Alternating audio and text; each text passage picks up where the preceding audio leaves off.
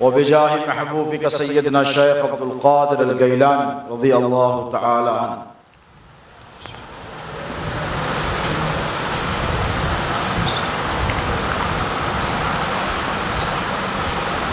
بسم الله الرحمن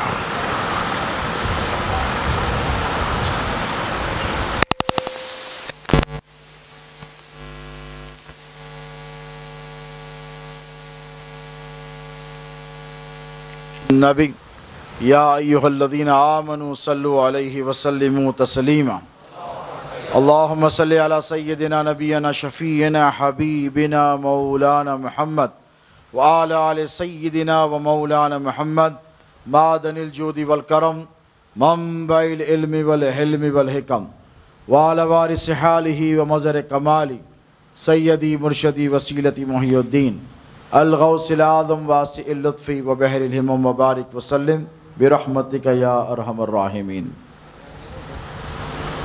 مسئلہ یہ ہے کہ 3 سمتیں ہوتی ہیں عمومی طور پر ایک مقرر کے لیے، ایک ہے اصحاب الیمین، ایک ہے اصحاب الشمال، اور ایک ہے اہدنا الصراط المستقیم۔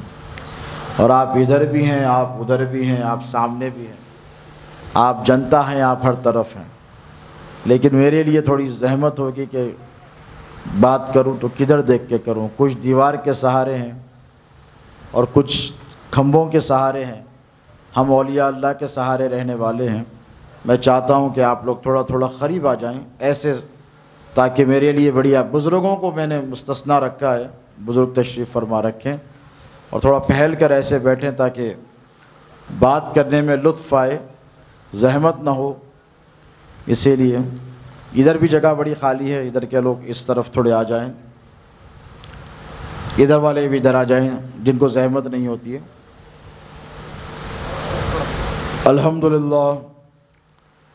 الحمدللہ رب العالمین والصلاة والسلام علی سید الاولین والآخرین وآلہ الطیبین الطاہرین وصحبہ الاکرمین اجمعین۔ اما بعد، قال اللہ تبارک و تعالی فی القرآن المجید والفرقان الحمید، فاعوذ باللہ من الشیطان الرجیم، بسم اللہ الرحمن الرحیم۔ النبی اولی بالمؤمنین من انفسہم، صدق اللہ مولانا العظیم، وبلغنا رسولہ الامین الکریم، ونحن علی ذلک لمن الشاہدین والشاکرین، والحمد للہ رب العالمین۔ لی خمسۃ اطفی بہا حر الوباء الحاتمہ، المصطفیٰ والمرتضیٰ وابناہما والفاطمہ۔ میرے لیے یہ پنجتن ہے دافع رنج و بلا، میرے لیے یہ پنجتن ہے دافع رنج و بلا، شاہ خدا شیر خدا حسن و حسین و فاطمہ، شاہ خدا شیر خدا حسن و حسین و فاطمہ۔ اور غوث کو یا غوث کہتے کہتے ہو جاتے ہیں غوث، غوث کو یا غوث کہتے کہتے ہو جاتے ہیں غوث۔ خواجگی مل جائے گی تو خواجہ کا دم بھر کے دیکھ، خواجگی مل جائے گی تو خواجہ کا دم بھر کے دیکھ۔ معزز و مکرم برادران ملت اسلامیہ، السلام علیکم ورحمۃ اللہ تعالی وبرکاتہ۔ اللہ رب تبارک و تعالی جل مجدہ کا بڑا فضل اور بڑا احسان، اس کے حبیب پاک علیہ السلام کی نالین اقدس کا تصدق اور فیضان، حضور پیران پیر سیدنا غوث العظم دستگیر اور خواجہ خواجگاں کی عنایتوں کا صدقہ کہ آج اس سال ایک بار پھر ہم کو اور آپ کو اللہ رب تبارک و تعالیٰ نے اپنے محبوب پاک علیہ السلام کا ذکر مبارک کرنے اور سننے کا موقع عنایت فرمایا ہے۔ یقیناً یہ اللہ رب تبارک و تعالیٰ کا ہم پر آپ پر بڑا فضل ہے۔ وہ اس لیے کہ 2020 میری بھی نگاہوں کے سامنے ہے، آپ کی بھی نگاہوں کے سامنے، کس قدر سختیوں کا، ہولناکیوں کا، پریشانیوں کا سال گزرا ہے، یہ کسی سے ڈھکی اور چھپی ہوئی بات نہیں ہے۔ ایک طرف وبا نے آ کر گھیر لیا، کرونا وائرس کی، کووڈ-19 کی، پھر اس پر ستم بالائے ستم لاک ڈاؤن، پھر اس پر ستم بالائے ستم معاشی تنگیاں، اکنامکل کرائسس، پھر اس سے نکل نہیں پائے تھے، پوری طریقے سے سنبھل نہیں پائے تھے کہ پھر طوفان، باد باران نے، سیلاب نے شہر حیدرآباد کو اپنے نرغے میں لیا۔ بلکہ یوں سمجھ کر چلیں کہ لگ بھگ 7-8 مہینے ساری انسانیت پریشان، حیران اور بحران رہی ہے۔ لیکن یہ نبی پاک علیہ الصلوۃ والسلام کی نالین کا اور نسبتوں کا صدقہ ہے کہ بلائیں آ کر چلی گئیں، وبائیں آ کر چلی گئیں، سیلاب آ کر چلے گئے۔ نبی کے چاہنے والے کل بھی تھے، آج بھی ہیں اور صبح قیامت تک رہیں گے۔ مجالس روک دی گئیں، محفلیں چھوڑ دی گئیں، شادیوں پر تہدیدات، بعض لوگوں نے موقع کو غنیمت جانا کہ 100-200 میں کام نپٹ جاتا ہے، 1000-2000 کے چکر سے بچ گئے۔ کچھ ایسے بھی تھے دل والے کہ زندگی بھر افسوس کرتے رہے، شادی کی تاریخ ٹھہر گئی تھی، اگر نہ کرتے تو دلہن کسی اور کے ساتھ بیاہی چلی جاتی، وہ بھی ایک مسئلہ تھا۔ تو اگر کسی کو خواہش تھی کہ 1000-2000 دوست احباب کو بلا کر کھلاؤں پلاؤں، اس لیے کہ کھلانا پلانا میرے نبی نے فرمایا کہ بہترین دین ہے، بہترین دین ہے، اور وہ اہل سنت و جماعت میں ہے۔ تو ادھر خوش نہ ادھر خوش، ادھر بھی پریشان تھے ادھر بھی پریشان تھے۔ آپ نے بھی محفلوں میں شرکت کی، میں نے بھی مجالس میں دعوتوں میں شرکت کی، خال خال ہی کہیں کہیں لوگ نظر آتے تھے۔ لیکن قربان جائیں، میرے نبی کی نسبت کا یہ فیضان ہے کہ جو لوگ اپنی بیٹی کی شادی کرنے کے لیے سوچ رہے تھے، جو اپنی اولاد کی خوشیاں منانے کے لیے پس و پیش کا شکار تھے، کوئی یہ کہتا تھا کہ کیسے کریں گے، کہاں سے لائیں گے، اور جانوں پہ کھیل کر ہم کیسے لوگوں کے ساتھ بیٹھیں گے، آج وہی لوگ ہیں جو ساری چیزیں قربان کر کر نبی سے اپنی محبت اور غلامی کا ثبوت دینے کے لیے حاضر ہیں۔ یہی وہ جذبہ ہے جو آپ کی دنیا اور آخرت میں کام آنے والا ہے۔ مجھ سے پیش رو مقررین کے آپ نے خطابات سماعت فرمائے، برادرم ترجمان قادریت مولانا سید رضوان پاشا قادری حفظہ اللہ کا بھی آپ نے خطاب سماعت کیا۔ انہوں نے بہت بنیادی باتیں کی، بہت خوبصورت باتیں آپ حضرات کی سماعتوں کے حوالے کی۔ وہ یہ کہ نبی پاک علیہ الصلاۃ والسلام کی عادت کریمہ ہے کہ حضور سے جو محبت کرتا ہے، حضور اس کی محبت کا نذرانہ جب قبول کرتے ہیں تو قبول کر کر رکھ نہیں لیتے، بلکہ سینکڑوں گنا زیادہ نواز دیتے ہیں۔ یہ نبی پاک علیہ الصلاۃ والسلام کا ریٹرن ہے، اور جو ریٹرن ہوتا ہے وہ بڑا خوبصورت ہے۔ اللہ نے قرآن مجید میں فرمایا حل جزاء الاحسان الا الاحسان، ہے کہ نہیں؟ سورہ رحمان کی آیت مبارکہ ہے، آپ جانتے ہیں کہ اللہ کہتا ہے کہ احسان کا بدلہ کیا کہ تم اس کے بدلے احسان کرو۔ یا احسان سے مراد وہ نہیں جو عام طور پر لے کے جاتے ہیں، احسان سے مراد یہ کہ آپ کے ساتھ کوئی اچھا سلوک کرے تو آپ بھی اس کے ساتھ اچھا سلوک کرو، آپ سے کوئی محبت سے پیش آئے تو آپ بھی اس سے محبت سے پیش آؤ، آپ سے کوئی مسکرا کر ملے تو آپ صورت چڑھا کر تھوڑی ملیں گے۔ اگر کوئی آپ کو دیکھ کر مسکرائے، عقل یہاں کا اسکرو اگر کسی کا ڈھیلا ہو تو وہی کہے گا بھائی سامنے والا تو مسکرا رہا ہے، اس کو کیا دیوانہ ہو گیا ہے؟ عقل و عقل ٹھکانے ہے کہ نہیں ہے کہ آپ چڑک چوں بن کر بیٹھے ہوئے ہیں، سورج جلائے بیٹھے ہیں؟ تو مطلب یہ ہے کہ جیسے سامنے سے کوسچن کیا جائے گا ویسے ہی اس کا آنسر آپ کو دیا جائے گا، جیسے سوال کیا جائے گا ویسے ہی جواب دیا جائے گا۔ تو بات صرف اتنی سی ہے دوستو کہ آپ نبی سے محبت کرتے ہیں تو یہ کیا ممکن ہے کہ حضور آپ کی محبت کو رکھ لیں گے اور اس کا صلہ عطا نہیں فرمائیں گے؟ یاد رکھنا، میرے نبی پاک علیہ الصلاۃ والسلام کا ارشاد مبارک ہے اللہ یوتی و انا خاسم، اللہ عطا کرنے والا ہے اور میں تقسیم کرنے والا ہوں۔ خدا کے خزانوں سے جو کچھ ملے گا وہ در مصطفیٰ سے ہو کر ملے گا، وہ نبی کے دست اقدس سے ہو کر ملے گا، اور جسے نبی سے نہیں ملا اسے خدا سے نہیں ملے گا۔ آپ کی ہماری کامیابی اور سرفرازی کا راز یہی ہے کہ ہم نبی والے ہیں۔ کیا ہے؟ ہم نبی والے ہیں اور نبی سے محبت کرنے والے ہیں۔ یاد رکھیں کہ میرے نبی پاک علیہ الصلاۃ والسلام نے اپنی امت سے جس قدر محبت فرمائی ہے کسی بھی نبی نے نہیں فرمائی ہے کہ نہیں؟ میں نے جس آیت کا انتخاب کیا ہے اس کے پیچھے چند وجوہات ہیں، چند پراپر ریزننگز ہیں، زیادہ وقت نہیں لوں گا بلکہ چند بنیادی باتیں آپ حضرات سے کر کر آج کے اس ماحول کے اعتبار سے کہ دیکھیں فرانس میں میرے اور آپ کے نبی پاک علیہ الصلاۃ والسلام کی شان اقدس میں گستاخیوں کا سلسلہ پھر زور پکڑ چکا ہے۔ سوشل میڈیا کے حوالے سے آپ نے دیکھا کہ فرانس کے پریزیڈنٹ نے نبی پاک علیہ الصلاۃ والسلام کے نعوذ باللہ من ذالک خاکوں کو، کیریکیچرز کو، کارٹونز کو گورنمنٹ کی بلڈنگز پر آویزاں کر دیا۔ ایک دور دیکھیں، ایک طرف عذاب الہی ایسا کہ کورونا وائرس کووڈ-19 نے ساری دنیا کو جھنجھوڑ کر رکھ دیا، اس کے باوجود بھی شاطمان رسول دشمنان اسلام کی سازشوں میں کوئی کمی نہیں آئی۔ اسی لیے نہیں آئی کہ ان کی دشمنیاں بڑھتی چلی جائیں گی، اور ہم نے بھی قسم کھا لی ہے تم دشمنیوں کو بڑھاتے جاؤ، ہم محبتوں کو بڑھاتے چلے جائیں۔ تم نبی کی توہین کو بڑھاتے جاؤ، اس لیے کہ اللہ رب تبارک و تعالیٰ نے تم سے توفیق چھین لی ہے، اور ہم نبی کی مدحت، نبی کی توصیف، نبی کی تعریف زندگی کی آخری سانس تک کرتے رہیں گے۔ اللہ رب تبارک و تعالیٰ قرآن مجید میں ارشاد فرماتا ہے النبی اولا بالمؤمنین من انفسہم، کہ بے شک جان لو کہ میرا نبی مومنین کی جانوں سے زیادہ قریب ہے۔ اس کا بڑا آسان ترجمہ میں نے آپ کو بتایا ہے، نبی کس سے زیادہ قریب ہے؟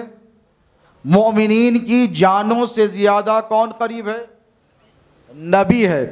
اب اس پر توجہ کریں کہ باپ زندگی بھر پال پوس کر نہیں کھا کر آپ کو کھلاتا ہے، اپنا جیب مار کر اپنی پریشانیوں کو جونجتا ہوا آپ کی ضرورتوں کو پورا کرتا ہے، ماں اپنے پیٹ سے آپ کو غذا پہنچاتی ہے، زندگی بھر آپ کے لیے قربانیاں دیتی ہے، لیکن اللہ نے یہ نہیں فرمایا کہ تمہارا باپ تمہاری جان سے زیادہ قریب ہے۔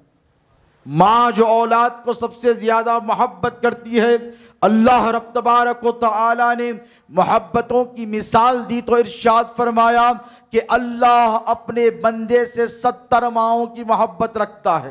ایک ماں کی محبت سمجھ میں نہیں آئی، 70 ماؤں کی محبت اللہ رب تبارک و تعالیٰ اپنے بندوں سے رکھتا ہے، لیکن اللہ نے یہ نہیں فرمایا کہ مومنین کی جانوں سے زیادہ قریب ان کی مائیں ہیں، نہ یہ فرمایا کہ بھائی ہیں، نہ یہ فرمایا کہ دوست ہیں، نہ یہ فرمایا کہ رشتہ دار ہیں، بلکہ ارشاد فرمایا کہ مومنین کی جانوں سے زیادہ قریب اور اولاد، یعنی جان سے زیادہ مومن کو کوئی پیارا ہے تو وہ میرا حبیب ہے، میرا حبیب ہے۔ دیکھیں جس چیز کی جتنی ضرورت ہوتی ہے اللہ اس چیز کو بندوں کے اتنے قریب کرتا ہے۔ اس کی مثال آپ کو یوں بتاؤں کہ آپ کھاتے کیا ہیں؟ اناج کھاتے ہیں کتنے ٹائم؟ جسے میسر ہو جائے پیٹ بھر 3 ٹائم، اور جسے 2 ٹائم۔ کسی نے پوچھا کہ کھانا کب کھانا چاہیے؟ حکیم لقمان سے کسی نے جا کے سوال کیا کہ کھانا کب کھانا چاہیے، غذا کب لینی چاہیے؟ تو انہوں نے کہا تھا تاریخی جملہ کہ جب امیر کو بھوک لگے اور جب غریب کو میسر ہو جائے تب کھانا چاہیے۔ تو یہ جو غذا اور اجناس کا معاملہ ہے یہ آپ کے گھر میں نہیں ہوتی، کھیتی باڑی گھر میں ہوتی ہے؟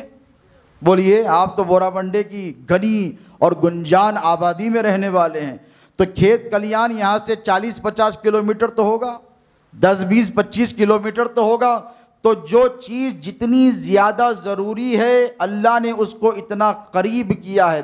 اس کی مثال یہ کہ کھانا 3 ٹائم چاہیے، اور اگر 3 دن تک بھی نہ ملے تو انسان فاقہ کر کر گزارا کر سکتا ہے۔ 12 گھنٹے، 24 گھنٹے، 28 گھنٹے، 48 گھنٹے کے بعد انسان کے جسم میں اللہ نے ایک ایسی صلاحیت رکھی ہے کہ آپ کے جسم کی جو چربی ہوتی ہے، جو فیٹ ہوتا ہے، یہ میلٹ ہونا شروع ہوتا ہے۔ چربی تو سبھی کو ہوتی ہے نا، مرغ مسلم کھانے والے، تو پھر یہ میلٹ ہو کر آپ کو طاقت اور انرجی پرووائڈ کرتا ہے۔ اس کی وجہ سے آپ 3 دن تک تو کھینچ ہی لیں گے۔ لیکن اس سے زیادہ ایک اور اہم چیز ہے، وہ پانی۔ کھانا نہ ملے تو آپ رہ سکتے ہیں، لیکن پانی اگر نہ ملے تو آپ بالکل نہیں رہ سکتے۔ تو اللہ نے غذائیات کو، کھانوں کو کھیت اور کلیانوں میں رکھا، اور جیسے پانی زیادہ ضروری ہے تو پانی کو آپ کے قریب کر دیا، پانی کو آپ کے قریب کر دیا۔ اب یہ پہاڑی علاقہ ہے، بورویل میں ہے تو ٹھیک، نہیں تو میونسپلٹی کی ٹینک تک تو جانا پڑے گا، وہاں پر نہیں ملے گا تو کوئی تالاب میں تو مل جائے گا، وہاں نہیں ملے گا تو کوئی دریا تک تو مل جائے گا، کوئی پائپ لائن کے ذریعے تو آ جائے گا۔ تو کھانے سے زیادہ ضروری پانی ہے، اسی لیے قریب رکھ دیا، کنووں کو آپ کے قریب کر دیا، زمین کے اندر پانی دے دیا، بورویل کر کر آپ نے پانی نکال لیا۔ لیکن پانی کے بغیر تو آپ 10 12 15 18 20 گھنٹے رمضان میں رہتے ہیں نا، روزے تو رہ سکیں گے، لیکن اس سے زیادہ ایک اہم چیز ہے، وہ ہے آکسیجن۔ وہ کیا ہے؟ آکسیجن۔ اب یہ جب کووڈ-19 آیا تو آپ نے دیکھا کہ آکسیجن کی شہر میں کتنی کمی ہو گئی۔ ایک سلنڈر 10 ہزار 20 ہزار میں بلیک کیا جا رہا تھا، بلیک مارکیٹنگ کی جا رہی تھی، قیمتیں دگنی چوگنی 100 ٹائمز بڑھا کر لی جا رہی تھی۔ تب لوگوں کو قدر ہوئی کہ آکسیجن کتنی اہم ترین شے ہے۔ تو جو سب سے زیادہ قریب ہے، ضروری ہے، اللہ رب تبارک و تعالی نے اس کو سب سے زیادہ انسان کے قریب کر دیا۔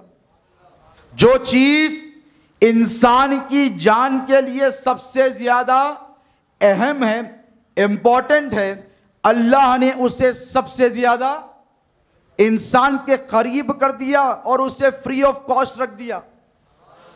پانی لینے کے لیے 10 روپے خرچنے پڑیں گے، بوٹل 15 روپے 10 روپے آپ کو دینے پڑیں گے، لیکن یاد رکھیں غذا کے لیے 50 روپے روٹی اور چاول پر خرچنے پڑیں گے، لیکن ہوا کے لیے آپ جہاں آکسیجن وہاں، آپ جہاں ہوا وہاں۔ اللہ نے ہوا کو جنگلوں میں نہیں رکھا، آکسیجن کو پہاڑوں پر نہیں رکھا، آکسیجن کو دریاؤں اور سمندروں میں نہیں رکھا۔ بندہ جہاں پر ہے آکسیجن وہاں پر ہے۔ آپ جنگل میں ہیں تو آکسیجن آپ کے ساتھ ہے، آپ بیاباں میں ہیں تو آکسیجن آپ کے ساتھ ہے، آپ دریا پر ہیں تو آکسیجن آپ کے ساتھ ہے، آپ ڈیزرٹ صحرا میں ہیں، پانی نہیں ہے لیکن آکسیجن آپ کے ساتھ ہے، آبادی میں ہے تو آکسیجن آپ کے ساتھ ہے، گھر میں ہے تو آکسیجن آپ کے قریب ہے، دروازے بند کر لیا تب بھی آکسیجن آپ کے ساتھ ہے۔ تو ٹھیک اسی طرح انسان کی جان کے لیے جو سب سے زیادہ ضروری شے ہے وہ آکسیجن ہے، جو جان کے لیے ضروری ہے، اللہ نے اسے قریب کر دیا۔ اور میرا نبی ایمان کے لیے سب سے زیادہ ضروری ہے، اسی لیے فرمایا النبی اولا بالمؤمنین انفسہم، میرا نبی مومنین کی جانوں سے زیادہ قریب ہے۔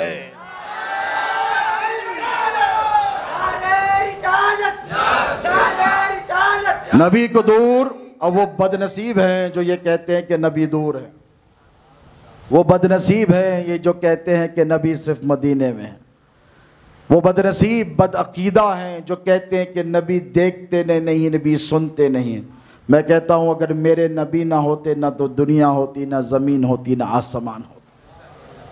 ایک ہمارے اعمال ہیں، ایک ہم سے پہلے نبیوں کی امتوں کے اعمال تھے۔ میرے بزرگ یہاں پر بیٹھے ہیں، پڑھا ہوگا، علماء سے سنا ہوگا کہ پچھلی امتوں کی نیکیاں، نوح علیہ السلام کی امت 900 برس، کتنے؟ یہاں پہ 10 20 50 سال کی گارنٹی نہیں ہے، دیکھا نا اچھے خاصے ہٹے کھٹے نکل گئے دنیا سے، کتنے صحت مند پہلوان تھے، کورونا نے دبوچ لیا ان کو، کتنی جانیں چلی گئی، کوئی گارنٹی بولیے کسی کی زندگی کی ہے؟ نہیں ہے۔ لیکن 900 برس 950 برس، کسی نبی کی امت 700 برس، کسی نبی کی امت 600 برس، کسی نبی کی امت 500 برس۔ لیکن میرے خود آپ کے اور ہمارے آقا و مولا علیہ السلام کی بظاہر عمر مبارک کتنی؟ بولیے 63 برس، 63 ایئرس۔ کتنی؟ 63 ایئرس۔ میرے اور آپ کے نبی پاک علیہ السلام نے اللہ سے کہا کہ مولا پچھلی امتوں کی تو نے بڑی بڑی عمریں رکھی اور بہت بہت عبادتیں کی، لیکن میری امت کی عمریں بڑی قلیل ہیں۔ حضور کو چونکہ حضور کو اپنی امت سے بے پناہ محبت ہے، اسی لیے حضور نے پوچھا کہ مولا میری امت کی عمریں اتنی کم ہیں، ان کے ساتھ ایسا کیوں؟ تو اللہ رب تبارک و تعالیٰ نے ارشاد فرمایا محبوب تیری امت کی عمریں کم ہیں لیکن ان کے چھوٹے چھوٹے عمل کی ان کو بڑی بڑی جزا دی جائے، ایک نیکی کی 10 نیکیوں سے، ایک نیکی کرو 10 نیکی۔ ہے کوئی سخی ایسا؟ بھئی اگر آپ میں نکال کر فقیر کو 1 روپیہ دوں اور کہوں کہ بول میں نے 10 دیے تو کہے گا حضرت کیسی بات کر رہے ہیں آپ تو دے 1 رہے ہیں اور کہہ رہے ہیں کہ 10۔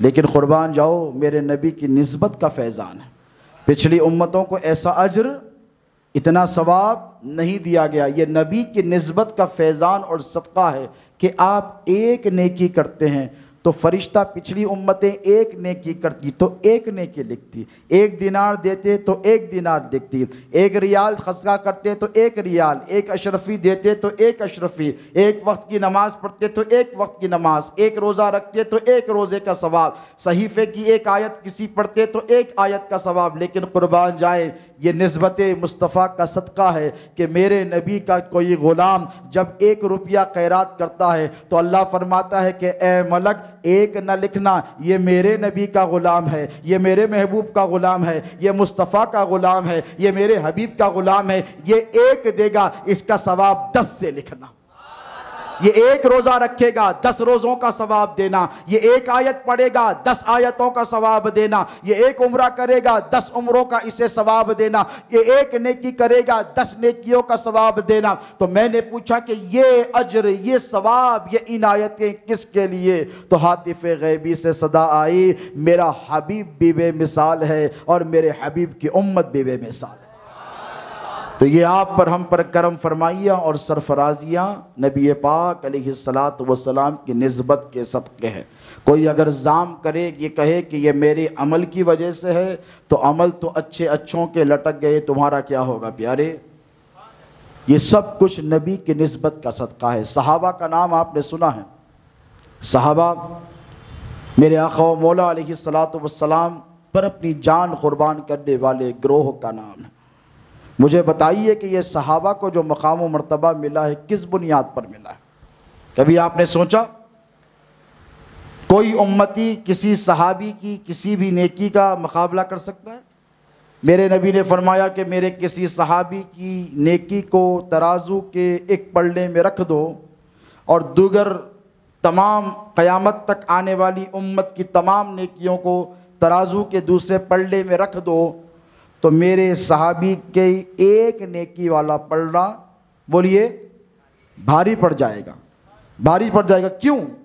اللہ رب تبارک و تعالیٰ تو بیاض نہیں ہے نا، وہ تو برابر انصاف سب کے ساتھ برابر فرماتا ہے کہ نہیں؟ بولیے وہاں کوئی جانبداری ہے، وہاں کوئی فیورٹزم ہے، لیکن نہیں، مجھے کہنے دے کہ اللہ رب تبارک و تعالیٰ جل مجدہ نے جو صحابہ کرام کا مقام اور مرتبہ رکھا ہے کہ ان کی 1 نیکی امت کی تمام نیکیوں پر بھاری، تو کیوں؟ نماز تو وہ بھی پڑھتے تھے، نماز تو آپ بھی پڑھ رہے ہیں، روزہ تو وہ بھی رکھتے تھے، روزہ تو آپ بھی رکھ رہے ہیں، حج و زکوٰۃ وہ بھی ادا کیا کرتے تھے، حج و زکوٰۃ آپ بھی ادا کر رہے ہیں۔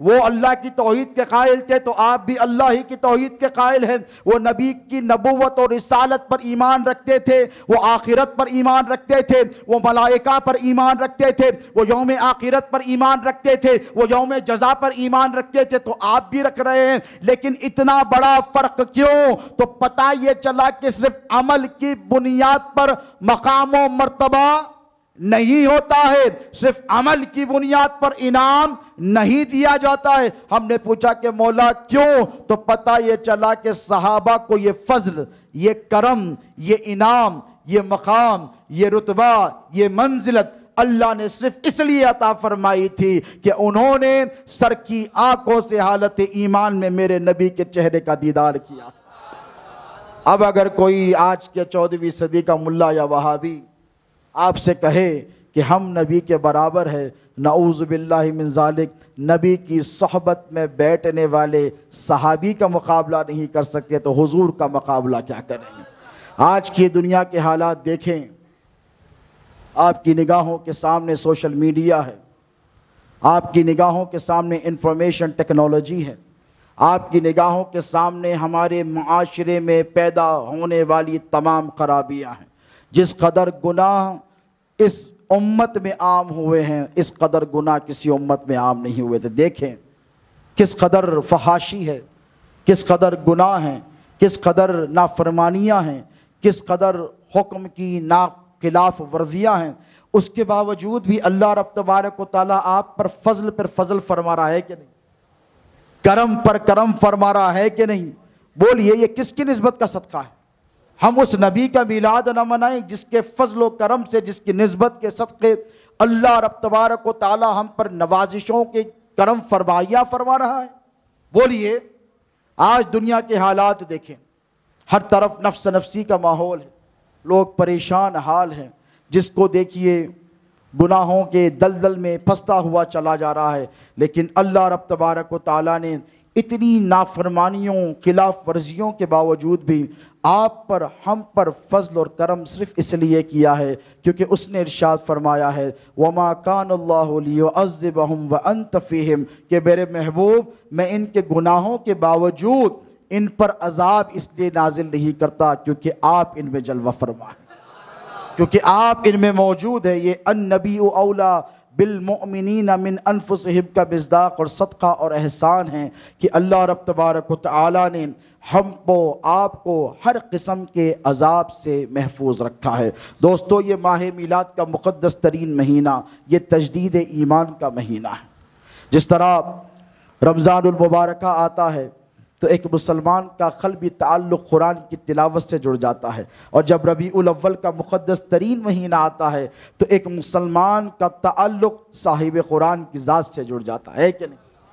یہ محافل میلاد، یہ مجالس، یہ راتوں کا جاگنا، یاد رکھیں یہی وہ محفلیں اور مجلسیں ہیں جو آپ کی آخرت میں آپ کا کام آنے والی، یہی وہ عمل ہے جس کی ضمانت اور تمانیت میرے نبی پاک علیہ السلام نے سرفراز فرمائی ہیں۔ صحابہ کرام کا مقدس ترین گروہ، اولیاء کرام کا مقدس ترین گروہ، کون سا ایسا ولی ہے اور کون سا ایسا نبی ہے جس نے میرے نبی کی میلاد پر خوشی کا اظہار نہیں کیا؟ آپ ماشاءاللہ یہاں جتنے بیٹھے ہیں، کوئی قادری ہے، کوئی چشتی ہے، کوئی نقش بندی ہے، کوئی سہروردی ہے، کوئی رفاعی ہے، ہر ایک سلسلے سے کوئی نہ کوئی یہاں پر وابستہ ضرور ہے۔ یہ اللہ کے رسول علیہ السلام کی مقدس ترین میلاد کا مقدس ترین مہینہ ہے، اور اس مہینے کی عظمتوں اور رفعتوں کو حاصل کرنے کے لیے تعلق بالرسول ضروری ہے۔ دیکھیے میں نے اہم آیت آپ کی سماعتوں کے حوالے کی دوستوں کہ اللہ رب تبارک و تعالیٰ نے کیا فرمایا؟ النبی اولا بالمؤمنین من انفسہم، میرا نبی مسلمانوں کی جانوں سے زیادہ قریب ہے کہ نہیں؟ نبی تو قریب ہے۔ سوال یہ پیدا ہوتا ہے کہ آفتوں پر آفتیں آ رہی ہیں، پریشانیوں پر پریشانیاں آ رہی ہیں، دشواریوں پر دشواریاں آ رہی ہیں، تنگ دستی اور افلاس ساتھ نہیں چھوڑتی، جو جیسے حالات تھے ویسے ہی حالات ہیں۔ نبی تو آپ کے قریب ہیں تو پھر آپ کی تو ہر کام بننا چاہیے، آپ کی ہر بگڑی بننی چاہیے۔ بولیے جو پیاز کی منڈی ڈھکل رہا تھا وہ آج بھی پیاز کی منڈی ہی ڈھکل رہا ہے، جو کل مسلمان بھائی آٹو چلا رہا تھا کوئی بری بات نہیں ہے، وہ آج آٹو ہی چلا رہا ہے۔ کرانہ پہ بیٹھنے والا ٹاٹا برلا امبانی کی طرح امیر نہیں ہوا ہے۔ بیمار تھا تو بیمار ہی ہے، پریشان حال تھا تو پریشان حال ہی ہے کہ نہیں؟ بتائیے ہم میں سے اکثر لوگوں کے حالات پوچھئے آپ تو کہیں گے نہیں جیسی حالت تھی ویسی ہے، صاحب کے پاس بھی گئے تھے کوئی کام نہیں بنا، فاتحہ بھی دلائے تھے کوئی کام نہیں بنا، اکثر لوگ یہ شکایت کرتے ہیں۔ تو میں آپ سے یہ عرض کرنا چاہتا ہوں کہ اللہ یہ کہتا ہے کہ میرا نبی مومنین کی جانوں سے زیادہ قریب ہے کہ نہیں؟ یہ نص قرآن ہے، یہ قرآن کی آیت ہے، اس کا انکار کرنے والے پر کفر لازم آئے گا۔ لیکن بات صرف اتنی سی ہے کہ نبی تو آپ سے قریب ہیں، سوال یہ پیدا ہوتا ہے کہ کیا آپ نبی سے قریب ہے کہ نہیں؟ نبی تو آپ سے قریب ہے، اللہ نے آپ کی جان سے زیادہ نبی کو قریب کر دیا ہے۔ ایک بات مجھے بتائے، بڑی مشہور حدیث ہے، بچے بچے کو معلوم ہے کہ نہیں؟ بچہ جانتا ہے کہ جب انسان، میرے نبی نے فرمایا جب مسلمان جھوٹ بولتا ہے، کیا بولتا ہے؟ جب جھوٹ بولتا ہے تو اس کے منہ سے اتنی بدبو نکلتی ہے کہ رحمت کے فرشتے اس سے 40 کوس دور چلے جاتے ہیں. حدیث ہے کہ نہیں؟ 40 کوس، 40 کلومیٹر کے قریب رحمت کے فرشتے چلے جاتے ہیں. اب جب کوئی مسلمان جھوٹ بولتا ہے تو رحمت کے فرشتے دور ہو جاتے ہیں. کیا ہو جاتے ہیں؟ رحمت کے فرشتے. جب رحمت دور ہو گئی تو نحوست قریب ہو گئی، ہے کہ نہیں؟ اندھیرا آ گیا، اجالا چلا گیا، اجالا آ گیا، اندھیرا چلا گیا. گرمی آ گئی تو سردی ختم ہو گئی، سردی آ گئی تو گرمی ختم ہو گئی. ٹھنڈ آنے سے گرمی کا احساس نہیں، گرمی ہونے سے ٹھنڈ کا احساس ختم ہو جاتا ہے. بتائیے ہے کہ نہیں؟ تو ٹھیک اسی طرح جب ایک بندہ مسلمان جھوٹ بولتا ہے تو رحمت کے فرشتے اس سے کوسوں دور چلے جاتے ہیں. تو کیا پتا چلا؟ پتا یہ چلا کہ جب فرشتے دور ہو جاتے ہیں تو شیطان لعین قریب ہو جاتا ہے. یہ جھوٹ بولنے والے کو اللہ کی طرف سے سزا مل رہی ہے کہ رحمت کے فرشتے دور ہو جا رہے ہیں. تو ذرا دل پہ ہاتھ رکھ کر ٹھنڈے دل سے مجھے جواب دو، جب نبی کا کوئی امتی جھوٹ بولتا ہے تو کیا رحمت للعالمین کی رحمت اس کے قریب رہے گی؟ فرشتے میرے نبی کے نور سے بنائے گئے کہ نہیں؟ بولو. جو فرشتے ملک نبی کے نور سے بنے ہیں، نبی کے صدقے بنے ہیں، جھوٹ کی وجہ سے ایک مسلمان کے اس قدر دور ہو جاتے ہیں کہ وہ آپ کے قریب آنا گوارا نہیں کرتے. ٹھیک اسی طرح جب کوئی مسلمان جھوٹ بولتا ہے تو میرے آقا علیہ الصلوۃ والسلام کی رحمت سے وہ دور ہو جاتا ہے. میں یہ نہیں کہتا کہ نبی کی رحمت دور ہو جائے، بلکہ وہ خود دور ہو جاتا ہے، وہ خود نبی کی رحمت سے. تو میلاد پاک مصطفیٰ کا اصل یہ پیغام ہے کہ اگر آپ چاہتے ہیں کہ آپ کے بگڑے ہوئے کام بنیں، اور اگر آپ چاہتے ہیں کہ آپ کی پریشانیاں دور ہوں، بیمار چاہتا ہے کہ اسے شفا نصیب ہو، بے روزگار چاہتا ہے کہ اسے روزگار مل جائے، تو اسے کیا کرنا چاہیے؟ اسے صرف اتنا کرنا ہے کہ جھوٹ چھوڑنا ہے، گناہوں کو ترک کرنا ہے، نبی کی سنتوں پر عمل کرنا ہے. پھر دیکھنا جو دعا آپ نبی کے وسیلے سے مانگیں گے وہ قبول ہو. رضوان پاشا صاحب نے بڑی پیاری بات کی درود پاک کے حوالے سے. ان کے اختتامی کلمات میں آپ کو یاد ہوگا، انہوں نے کہا کہ ہم درود پڑھنا بھول گئے ہیں کہ نہیں. درود پاک کی جو فضیلتیں ہیں اگر آپ کو وہ معلوم ہو جائے تو بخدا ہر مسلمان 24 گھنٹوں نبی پر درود ہی پڑھتا رہے گا. ایک بڑا مشہور اور معروف واقعہ ہے. آپ چاہتے ہیں نا کہ پریشانیاں دور ہوں. آج بتائیے کہ الا ماشاء اللہ کون ایسا شخص ہے ہم میں جو اکنامیکل کرائسس میں مبتلا نہیں، معاشی حالات سے کون پریشان نہیں ہے؟ بتائیے. ہر طرف آہاکار کا ماحول بچا ہے، ہر شخص یہ چاہتا ہے کہ میری پریشانیاں دور ہو جائے. نبی پاک علیہ الصلوۃ والسلام نے واضح اور صاف الفاظ میں آپ کو کامیابی کا پروانہ عطا فرمایا ہے. بڑا مشہور واقعہ ہے کہ بنو عباس کے دور حکومت میں ایک شخص رہتا تھا جو بڑا پریشان تھا. حجت الاسلام امام غزالی علیہ رحمت و رضوان نے مکاشفۃ القلوب میں یہ واقعہ درج کیا ہے. بڑا اہم واقعہ ہے کیونکہ وقت بہت ہو گیا ہے.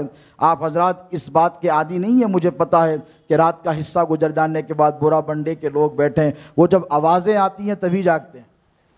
اللہ آپ کو سب کو محفوظ رکھے ہر قسم کی آواز سے جو پریشان کرتی ہے، اور صلاۃ و سلام کی آوازیں ان بستیوں سے جاری و ساری رہیں. تو ایک شخص رہتا تھا بنو عباس کے دور میں، اسلام کا ابتدائی دور ہے. بنو امیہ کا 300 ساڑھے 300 سال کا دور، اس کے بعد بنو عباس کا 300 سال کا دور، یہ 650 سال کا دور ہوتا ہے اسلام کی ابتدائی تاریخ کا. بات سمجھ میں آ رہی ہے آپ کی؟ تو اس دور میں ایک شخص رہتا تھا جو بہت پریشان حال تھا. اسی نے کسی سے 1000 درہم قرض لیے تھے اور کہا تھا کہ فلاں تاریخ کو میں آپ کو یہ پیسہ لوٹا دوں گا، یہ واپس کر دوں گا. جب تاریخ گزر گئی تو قرضدار آیا، آ کر کہا کہ بھئی میرا پیسہ لاؤ.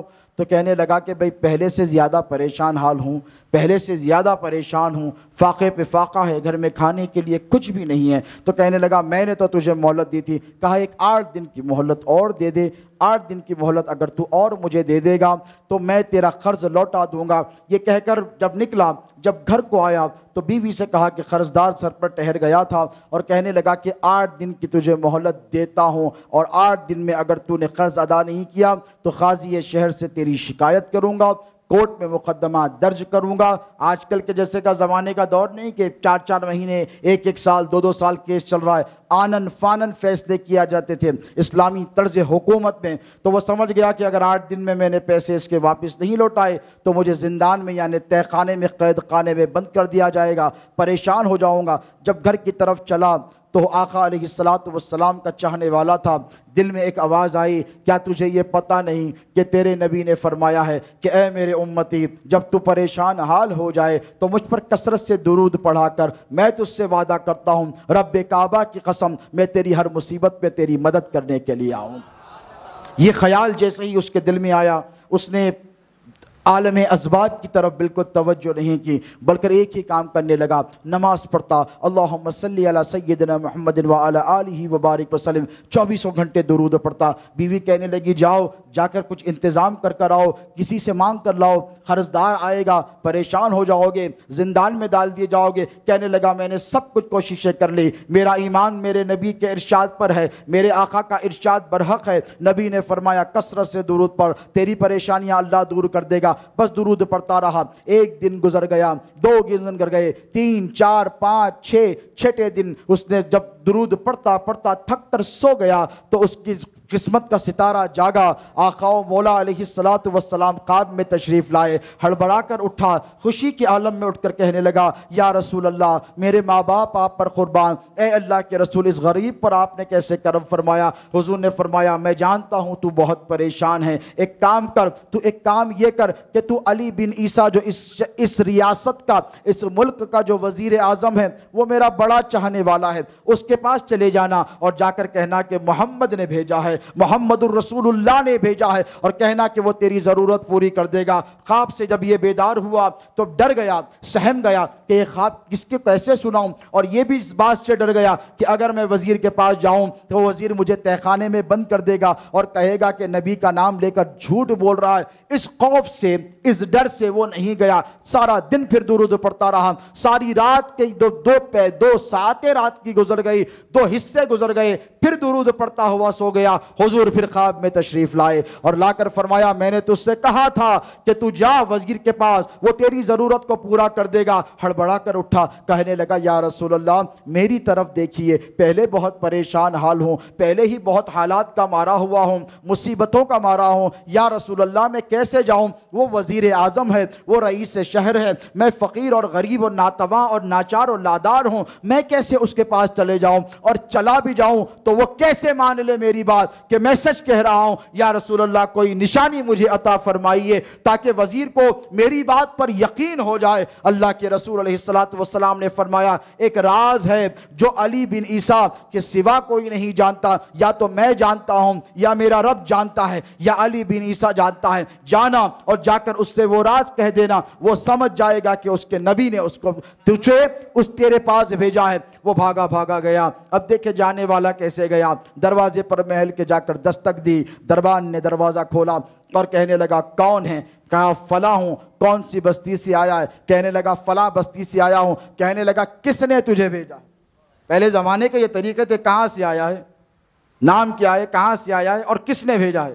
پہلے زمانے کی قدیم تاریخ کے یہ سوالات کے طرز رہتے تھے، جب بادشاہی محلوں میں یا دفتروں میں پہنچتے تو کہ جب پوچھا کہ نام کیا ہے تو بتا دیا، کہاں سے آیا ہے تو فلاں بستی سے آیا ہوں، کہا کس نے بھیجا ہے تو کہا محمد الرسول اللہ نے۔ 500 ساڑھے 500 سال کا عرصہ نبی کی وفات مقدسہ کو ہو گیا، دربان پریشان ہو گیا۔ اب تک جتنے آتے تھے کوئی کہتا ہے کہ فلاں بادشاہ نے بھیجا ہے، فلاں رئیس نے بھیجا ہے، فلاں امیر نے بھیجا، یہ کہتا ہے کہ نبی مختار نے بھیجا ہے، محمد عربی نے بھیجا ہے۔ کہنے لگا کیسی بات کر رہے ہو؟ تو کہا ہاں میں سچ کہتا ہوں، مجھے محمد الرسول اللہ نے بھیجا ہے۔ وہیں پر دالان پر اوپر برآمدے پر وزیر ٹہل رہا تھا، اس نے جب یہ مکالمہ دیکھا، آواز و شور ہوا، یہ دھکے مار کر نکالا تو کہا کون ہے وہ؟ اسے بلا کر میرے پاس لاؤ۔ جب لے جایا گیا تو پوچھا کیا ماجرا ہے، کیوں آوازیں کر رہا ہے؟ تو کہا اے وزیر مجھے تیرے نبی محمد الرسول اللہ نے بھیجا ہے، میری یہ ضرورت ہے اسے تو پوری کر دے، مجھے 1000 دینار چاہیے، میں نے قرض لیے تھے۔ حضور نے کہا کہ تیرے پاس جاؤں وہ دے دے۔ تو اس نے کہا بہت صحیح ہے، میرے نبی نے بھیجا ہے، بالکل میرا ایمان ہے، لیکن اے شخص مجھے بچا، کیا تیرے پاس کوئی نشانی ہے؟ کوئی نشانی ہے؟ جب میں مان لوں کہ تجھے میرے نبی نے ہی بھیجا ہے، تو کہنے لگا اے علی بن عیسیٰ مجھے شک تھا کہ تو مجھ سے یہ سوال کرے گا، اسی لیے میں نے میرے نبی سے پوچھ لیا تھا۔ تو حضور نے فرمایا علی بن عیسیٰ کا ایک عمل ہے جو یا تو میں جانتا ہوں یا میرا رب جانتا ہے، اس کے علاوہ دنیا میں کوئی نہیں جانتا۔ تو علی بن عیسیٰ نے کہا وزیر نے مجھے بتا تو صحیح وہ کون سا عمل ہے جس کی تو بات کر رہا ہے۔ تو اس شخص نے کہا کہ اے وزیر تیرا ایک عمل ہے جس سے تیری بیوی بھی واقف نہیں ہے، جس سے تیرے وزراء بھی واقف نہیں ہیں، جس سے محل کا کوئی شخص نہیں جانتا، وہ یہ عمل ہے کہ تو ہر روز نماز فجر کے بعد ایک مرتبہ نبی پاک علیہ السلام کی خدمت میں درود پاک کا نذرانہ پیش کرتا ہے۔ میرے نبی نے فرمایا ہے میں اسے سنتا بھی ہوں، اسے قبول بھی کرتا ہوں، تیرا درود مجھ تک بھی پہنچتا ہے، میرے رب تک بھی پہنچتا ہے۔ یہ سننا تھا۔ وہ رونے لگا اور کہنے لگا تو نے سچ کہا، تیرا خواب سچا ہے، یہ ایک ایسا راز ہے جو میری بیوی تک نہیں جانتی، تیرا خواب بالکل سچا ہے۔ وہ اندر گیا، لا کر 3000 دینار دیے۔ کتنے؟ ضرورت کتنے کی تھی؟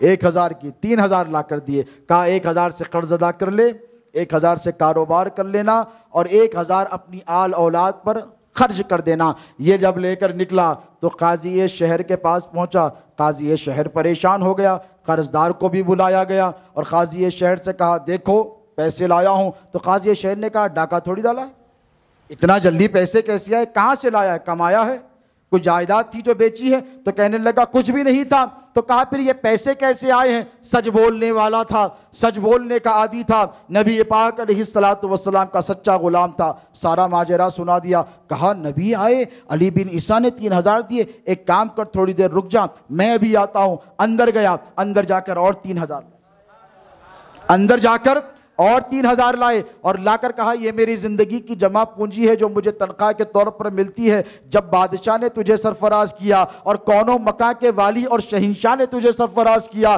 تو یہ میری مجال کہے کہ میں تجھے کچھ روکوں، یہ میری طرف سے نذرانہ قبول فرما۔ اسے دے دیا۔ اب دیکھیں وہ جو قرض دار تھا، جس نے قرض دیا تھا، وہ بھی نبی کا ہی سچا غلام تھا، وہ بھی زار و قطار رونے لگا، اس کا ہاتھ تھام کر کہنے لگا اے شخص مجھے وہ خواب پھر سے سنا دے۔ اس شخص نے خواب سنایا۔ اس شخص نے کہا کہ اے شخص مجھے اتنا بتا، جب تو نے نبی کو خواب میں دیکھا تو کیا میرا بھی ذکر خواب میں آیا تھا؟ تو کہنے لگا ہاں، نبی نے پوچھا تھا کہ تو نے کس سے قرض لیا ہے تو میں نے تیرا نام لیا تھا۔ زار و قطار رونے لگا، ایک چیخ ماری، زمین پر گر کر بے ہوش ہو گیا، اور جب اٹھا تو کہنے لگا زہے نصیب نبی کی مجلس میں میرا نام آ گیا، اب میری مجال ہے کہ میں تجھ سے کوئی پیسہ لوں۔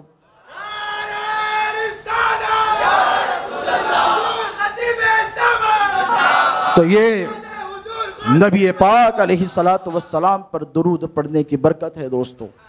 اسی لیے تو کہتے ہیں کہ درود کی محفلیں سجایا کرو، نبی پاک علیہ السلام پر کثرت سے درود پڑھا کرو۔ اور آج کا عجیب فتنہ پرور خارجی اور ناصبی دور ہے، یاد رکھنا وہ درود نبی کی بارگاہ میں ہرگز قبول نہیں۔ آپ سمجھتے ہیں کہ سب درود قبول ہیں؟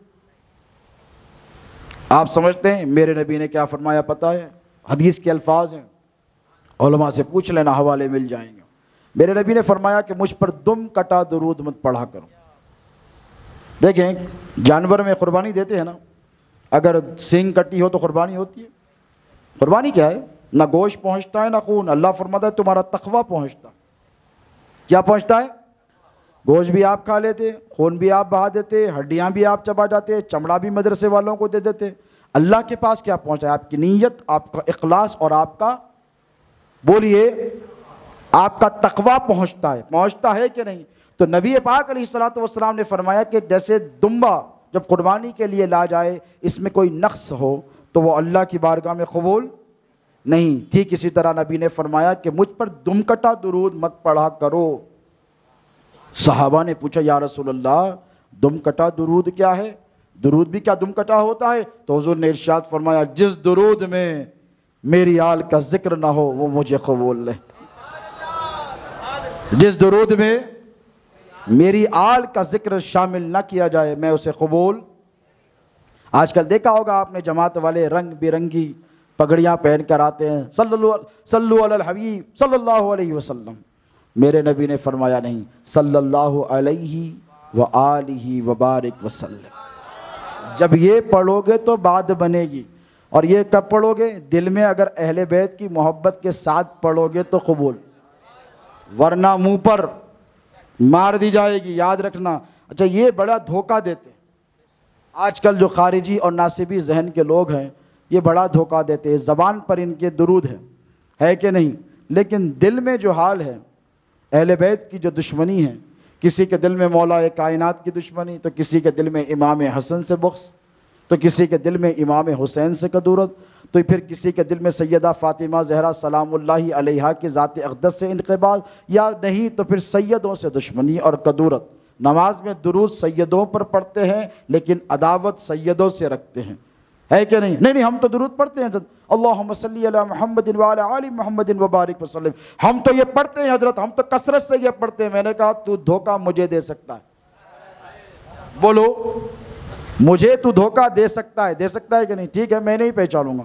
اگر تیرے دل میں ایک سید زادے کے لیے انقباض ہے، بغض ہے، عناد ہے، دشمنی ہے، کدورت ہے، ہو سکتا ہے کہ میں نہ پہچانوں، ہے کہ نہیں؟ آپ نہیں پہچانیں گے، مولانا نہیں پہچانیں گے، حضرت نہیں پہچانیں گے، مفتی صاحب کو پتہ نہیں چلے گا کہ یہ سچ میں درود پڑھ رہا ہے، نبی کی آل سے محبت کرتا ہے کہ نہیں. لیکن یاد رکھو، کوئی پہچانے نہ پہچانے تیرے بغض کو، تیرے عناد کو، تیرے دشمنی کو، جس پر درود پڑھ رہا ہے وہ مصطفیٰ جانتے ہیں کہ درود پڑھنے والے کے دل میں نبی کی آل کی محبت ہے یا عداوت ہے.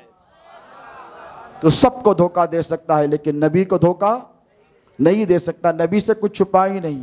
جو سب سے چھپا رہا وہ میرے نبی سے نہ چھپا. تو کیا تیرے دل کا حال و احوال چھپ جائے گا؟ نہیں چھپے گا. یاد رکھنا کہ میرے نبی پاک علیہ الصلاۃ والسلام کی یہ بزم میں، یہ محفل جو لوگ سجاتے ہیں وہ بڑے خوش نصیب ہیں. ان مجلسوں کو آپ ادنا نہ سمجھیں، یہ راتوں کے جاگنے کو آپ بیکار نہ سمجھیں. آئے حضرت علماء آئے، مشائخ آئے، خطاب کرے چلے گئے، ایک ایک پل کا حساب وہاں سے لینا ہے. زندگی میں جو بھی عمل کریں گے نا اس کا حساب دینا ہے. یاد رکھیں. چبوترے پہ بیٹھے تھے، حساب بولو دینا ہے. ہوٹل میں بیٹھے تھے، حساب. شادی میں 2 گھنٹے 5 منٹ کے لیے گئے، 4 گھنٹے بیٹھے، ٹھیٹھی ٹھاٹا کرے، حساب. لیکن نبی کی میلاد کی مجلس میں جو بیٹھے ہیں نا، اس کا حساب دینا نہیں، حساب لینا ہے. مولا تیرے محبوب کی محفل میں بیٹھے تھے، مسجد معراج بورا بنڈے میں بیٹھے تھے، وہ ایک رات کا صدقہ عطا فرما دے. اس رات کا صدقہ ملے گا. یاد رکھنا. میرے نبی پاک علیہ الصلاۃ والسلام کی جشن ولادت کا پر خوشیاں منانے والوں، تمہیں مبارک ہو. یہ زندگی کا کوئی بھروسہ نہیں ہے دوستو، یاد رکھنا. لیکن مولا کائنات شیر خدا خود ارشاد فرماتے ہیں، من عظم مولد النبی صلی اللہ علیہ وسلم وکان لقراءته سببا لا یخرج من الدنیا الا بالتوبۃ والایمان. حدیث مولا کے ارشاد. بھئی مولا کو مانتے ہیں نا سب؟ بولو مولا کو مولا ہی مانتے ہیں نا. کون؟ علی باب العلم، مولا علی، ہے کہ نہیں؟ شیر خدا مولا علی، اسد اللہ مولا علی، نبی پاک علیہ الصلاۃ والسلام کے بھائی، سیدہ کائنات کے شوہر، امام حسن امام حسین، نوجوانان جنت کے سردار کے بابا، مولا علی، ہے کہ نہیں؟ ولایت کا منبع، مرکز، مبدا کون؟ غوث اعظم کے دادا کون؟ غریب نواز کے دادا کون؟ بندہ نواز کے دادا کون؟ بولیے. نظام الدین محبوب الہی کے جد اعلیٰ کون؟ جتنے طریقت کے سلسلے ہیں ان سب کا مبدا، مرکز، انتہا کون؟ کس کے صدقے میں اللہ رب تبارک و تعالی ہم پر، آپ پر، سب پر فضل فرما رہا ہے؟ مولا علی مشکل کشا کی ذات ہے.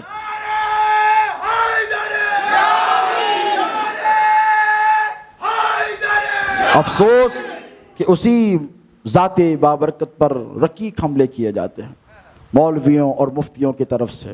بھئی کسی کا علم مولا کے علم کے مقابل ہو سکتا ہے؟ بھئی صحابہ کا نہیں ہوا تو کسی ملا یا مفتی کا ہو جائے گا؟ بولیے. بھئی ایمانداری سے بولیے، ڈرنے ڈرانے کی ضرورت نہیں ہے. یہ علی کے غلاموں کی مجلس ہے کہ نہیں؟ یہ وفاداران رسول اور آل رسول کی محفل اور مجلس ہے. وہ مولا کائنات شیر خدا ارشاد فرماتے ہیں کہ جس نے میلاد پاک کے موقع پر خوشی منائی، کیا کیا؟ وَكَانَ لِقِرَاءَتِهِ، نعت پڑھی نا. ابھی حیدر قادری تھے، پتہ نہیں چلے گئے. نعت پڑھی، منقبت پڑھی تو کیا کیا؟ خوشی منائی کہ غم کا اظہار کیا؟ خوشی منائی۔ تو مولا کائنات فرماتے ہیں کہ اس وقت تک اس دنیا سے نہیں جائے گا جب تک کہ توبہ نہیں کر لیتا، الا بالتوبۃ والایمان۔ اس کے بعد کیا فرمایا پتہ ہے آپ کو؟ میلاد کو آپ ایسے ہی سمجھتے ہیں، آج کی یہ محفل کو کیا آپ سمجھ رہے ہیں کہ آئے گئے بیٹھے 2-4-5 گھنٹے گھر میں جا کے بیگم سے بولے کہ بیگم بہت تھک گیا، ایک گرم گرم چائے پلا دو، پی کے سو جاتا ہوں۔ اماں بیٹھ کے کمر میں درد ہو گیا، حضرت تو کرسی پہ تھے، اپن نیچے بیٹھے ہوئے تھے، حضرت جا کے بولیں گے ارے ارے ارے فجر تک کھینچ دیے حضرت، 2-3 مقرروں کو رکھ دیے، مولانا حافظ سید یوسف نقشبندی قادری صاحب بولتے نہیں، بولیے یہاں پہ ماشاءاللہ تینوں بولنے والے، اب میں اختصار سے کام لینے والا ہوں، فجر میں آپ کو نہیں ملاؤں گا انشاءاللہ، اس سے پہلے میری بات ختم ہو جائے گی۔ ایک مرتبہ درود پاک پڑھ، اللہم صلی علی سیدنا محمد وآل آل سیدنا نبینا شفیعنا حبیبنا مولانا محمد طب القلوب ودوائیہا وعافیت الابدان وشفائیہا ونور الابصار ضیائیہا وبارک وسلم۔ دیکھیں میلاد منانے کی خوشی اب جا کر آپ اپنے گھر میں سنائیں گے، کہیں انشاءاللہ سنائیں گے، آپ نے سنا ہوگا اکثر نے، لیکن میں جو آپ کو پیغام دینا چاہتا ہوں وہ یہ کہ مولا کائنات فرماتے ہیں کہ جس نے میلاد کی خوشی منائی، منا رہے مسجد معراج میں بیٹھ کر، اور اس میں کچھ پڑھا نا اور سنا نا، آپ نے سنا تو مولا کائنات آپ کو بشارت دے رہے ہیں اور وعدہ فرما رہے ہیں کہ اس وقت تک نہیں مرے گا جب تک کہ توبہ نہیں کرتا، اور جس نے توبہ کیا اس کا خاتمہ ایمان پر، اور جس کا خاتمہ ایمان پر انہیں جنت میں، دوزخ میں، بولو جنت میں۔ پھر اس کے بعد ارشاد فرمایا الا بالتوبۃ والایمان ویدخل الجنۃ بغیر حساب۔ یہ میں نہیں کہہ رہا ہوں، حافظ صاحب نہیں فرما رہے ہیں، آپ کے نائب امام مسجد کے، میں کوئی ملا یا مفتی نہیں کہہ رہا، یہ باب العلم مولا کائنات فرما رہے ہیں۔ جنت میں جب جائے گا تو حساب کتاب بھی نہیں ہوگا۔ یہ بڑے ڈراتے ہیں نا ہم کو حساب اور کتاب سے، ہم کہتے ہیں کہ آؤ ایک رات کا میلاد منا لو، میرے نبی کی میلاد پر خوشی منا لو، حساب کتاب کے چکر سے بھی بچ جاؤ گے۔ اسی لیے کہ اللہ جب چاہتا ہے فَيَغْفِرُ لِمَن يَشَاءُ وَيُعَذِّبُ مَن يَشَاءُ، اللہ چاہے تو جسے چاہے معاف کر دے اور جسے چاہے عذاب میں مبتلا کر دے۔ مولانا ٹھہر کے بولتے اگر اللہ کسی کو کہا کہ میں نے معاف کر دیا جا بغیر کسی حساب و کتاب کے، تو کیا مولانا مفتی صاحب ٹھہر کے بولیں گے حضرت اللہ صاحب یہ کیا کیا، یہ تو گناہگار ہے، کسی کی مجال ہے بولیے؟ نہیں۔ تو ٹھیک اسی طرح جو ماہ میلاد پر میرے نبی کی میلادت پر خوشی مناتا ہے، اس کے لیے بڑی بشارتیں خوشخبریاں ہیں کہ بغیر توبہ کے نہیں مرے گا، ایمان پر خاتمہ ہوگا اور جنت میں بغیر کسی حساب اور کتاب کے اللہ کے فضل و کرم سے داخل کر دیا جائے گا۔ یہ بشارتیں ہیں۔ یقیناً حالات بڑے نازک ہیں، آپ نے دیکھا کہ پہلے سال کی طرح رونقیں اور دھوم نہیں ہیں، اسی لیے کہ ہر دور کے کچھ نہ کچھ تقاضے ہوتے ہیں۔ میں یہ نہیں کہتا کہ آپ سڑکوں کو سجائیں، بلکہ آپ کے پاس اگر میلاد پاک مصطفیٰ کا کچھ بجٹ ہے تو اس بجٹ کو نکالیں اور نکال کر غربا میں خرچ کریں، یتامہ کی دستگیری کریں، بیواؤں کی دستگیری کریں، جو پریشان حال لوگ ہیں ان کی پریشانیوں کو دور کریں۔ یاد رکھیں کہ حدیث پاک کے الفاظ ہیں، اللہ رب تبارک و تعالیٰ ارشاد فرماتا ہے، حدیث قدسی ہے کہ جب بندہ کسی بندے کی مدد میں لگ جاتا ہے، یعنی آپ پریشان حال کوئی آپ کا بھائی ہے، ہم نے دیکھا اکثر کہ ہم نے خود بچپن میں کیا ہے کہ کوئی رکشے والے ضعیف حضرت جا رہے ہیں تو ہم پیچھے سے رکشہ ڈھکل دیتے تھے۔ نوجوانوں کو ہم نے دیکھا کہ بڑے میاں پہ بڑا ترس آ گیا، کوئی رکشہ چلاتے جا رہے ہیں تو موٹر سائیکل پر ایسا پیر لگا دیتے، دیکھا ہوگا، حضرت میں آپ کو وہاں تک چھوڑ دیتا ہوں۔ یہ عمل آپ کا کیا فائدہ دے گا؟ آپ کو پتہ ہے یہ عمل یہ فائدہ دے گا کہ اللہ رب تبارک و تعالیٰ فرماتا ہے کہ جب تک کوئی بندہ کسی بندہ مومن کی مدد میں لگا رہتا ہے تو اللہ بھی اس کی مدد میں لگ جاتا ہے۔ اب جس کی اللہ مدد کرے تو اس کا کوئی کام بگڑ سکتا ہے؟ بولیے نہیں بگڑ سکتا۔ تو اسی لیے لوگوں کی مدد کریں۔ صدقات بہت اہم چیز ہے، ضروری نہیں ہے کہ آپ 100 روپے ہی صدقہ کریں۔ بہترین صدقہ کیا ہے پتہ ہے آپ کو؟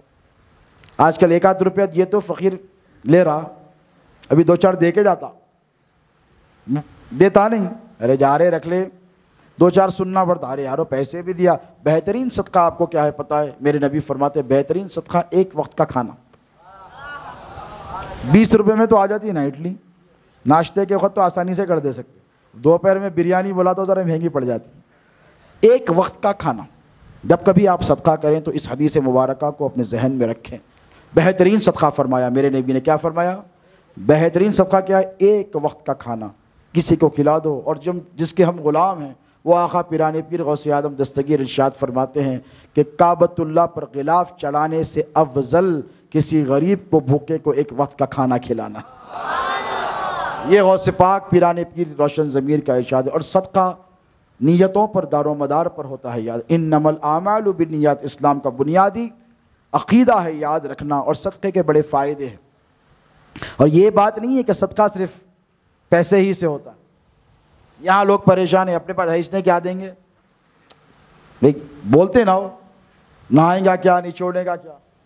بڑا مشہور محاورہ ہے، کیونکہ مسجد میں ہوں آپ کو کھل کر بول نہیں سکتا، لیکن یاد رکھیں، یہ کس نے کہہ دیا آپ سے کہ صدقہ صرف پیسے سے دیا جاتا ہے؟ راستے سے پتھر ہٹا دینا یہ بھی صدقہ ہے، کسی سے مسکرا کر ملنا یہ بھی صدقہ ہے، بھٹکے ہوئے راستے کو راستہ صحیح دکھا دینا یہ بھی صدقہ ہے۔ ہمارے بچوں کا مسئلہ یہ چبوترے پہ بیٹھے ہوئے رہتے ہیں، آ کے بولا راستہ بھائی ادھر کا ہے، ابھی میں آ رہا تھا پنکھا، ہمارے ڈرائیور صاحب گاڑی لے کر آ رہے تھے، میں راستے میں ایک مضمون پڑھتا ہوا آ رہا تھا فون میں، تو وہاں چبوترے پر آگے پتہ نہیں یہاں سے 2 کلومیٹر دور چند بچے شریر بیٹھے تھے، 24 نمبر تھے شاید، تو ٹوپی ووپی دے کے ہری ہری شال وال دے کے پنکھا کی جگہ تو ادھر ہے، بولے آگے جا کے لیفٹ لیجیے، آگے جا کے رائٹ لینا تھا، تو 1 کلومیٹر آگے گئے، اس کے بعد پلٹ کے آئے، پلٹ کر آئے، وہاں سے آ کے پوچھے ارے آپ ادھر کہیں کو آئے بھائی، آپ کو ادھر سے جا کے وہ ڈبے سے لیفٹ لینا تھا، تو آپ پنکھے کی طرف ڈیڈ اینڈ آتا وہاں سے لیفٹ لیے، تو میں نے سوچا کہ بھئی انہوں نے دھوکہ کیوں دیا؟ دھوکہ اس لیے دیا کہ اس کو پتہ نہیں کہ راستہ بتانے پر اجر و ثواب کیا ہے۔ اگر وہ جان جاتا تو غلط، مذاق میں بھی جھوٹ نہیں بولتا، اسی لیے کہ کسی بھٹکے ہوئے شخص کو راستہ بتا دینا یہ بھی صدقہ ہے۔ اور صدقے کے فائدے کیا ہے معلوم آپ کو؟ ہمارے پاس بڑا مسئلہ ہے، گھر سے نکلتے اگر باوا نہیں موٹر سائیکل دکھا دیے تو آسمان پہ دماغ، نہ ادھر دیکھتے نہ ادھر دیکھتے، اگر کوئی دیکھا تو میرے کو دیکھ رہا، کوئی آپ کی گاڑی دیکھ رہا، کوئی آپ کے اچھے کپڑے پہنا ہوا گھر گھر کے دیکھ رہا، کیا چاہ رہا، روک لیتے گاڑی۔ اگر ذرا باڈی بلڈنگ کرے کیا ہو، روز دیکھ رہا ہوں، دیکھ رہے ہیں، ارے بھائی آپ دیکھنے کی چیزیں، اللہ 2 آنکھیں دیا، ایک ناک دیا، اچھا چہرہ دیا، خوبصورت گاڑی پہ جا رہے ہیں، موٹر سائیکل اچھی، کچھ بھی دیکھا ہوگا، لیکن مسئلہ کیا ہے؟ گورم گھاری بے وجہ کے۔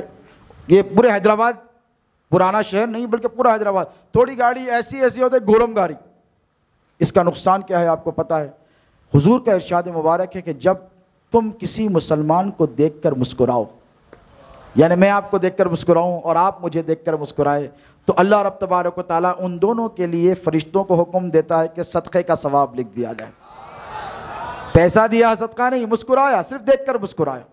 میرے نبی پاک علیہ الصلوۃ والسلام جب کسی صحابی پہ نظر ڈالتے تو مسکراتے، اور صحابہ کہتے تھے ہم کو تمنا رہ گئی، خواہش رہ گئی کہ ہم حضور کو سلام کر دیں، حضور پہلے سبقت لے جاتے۔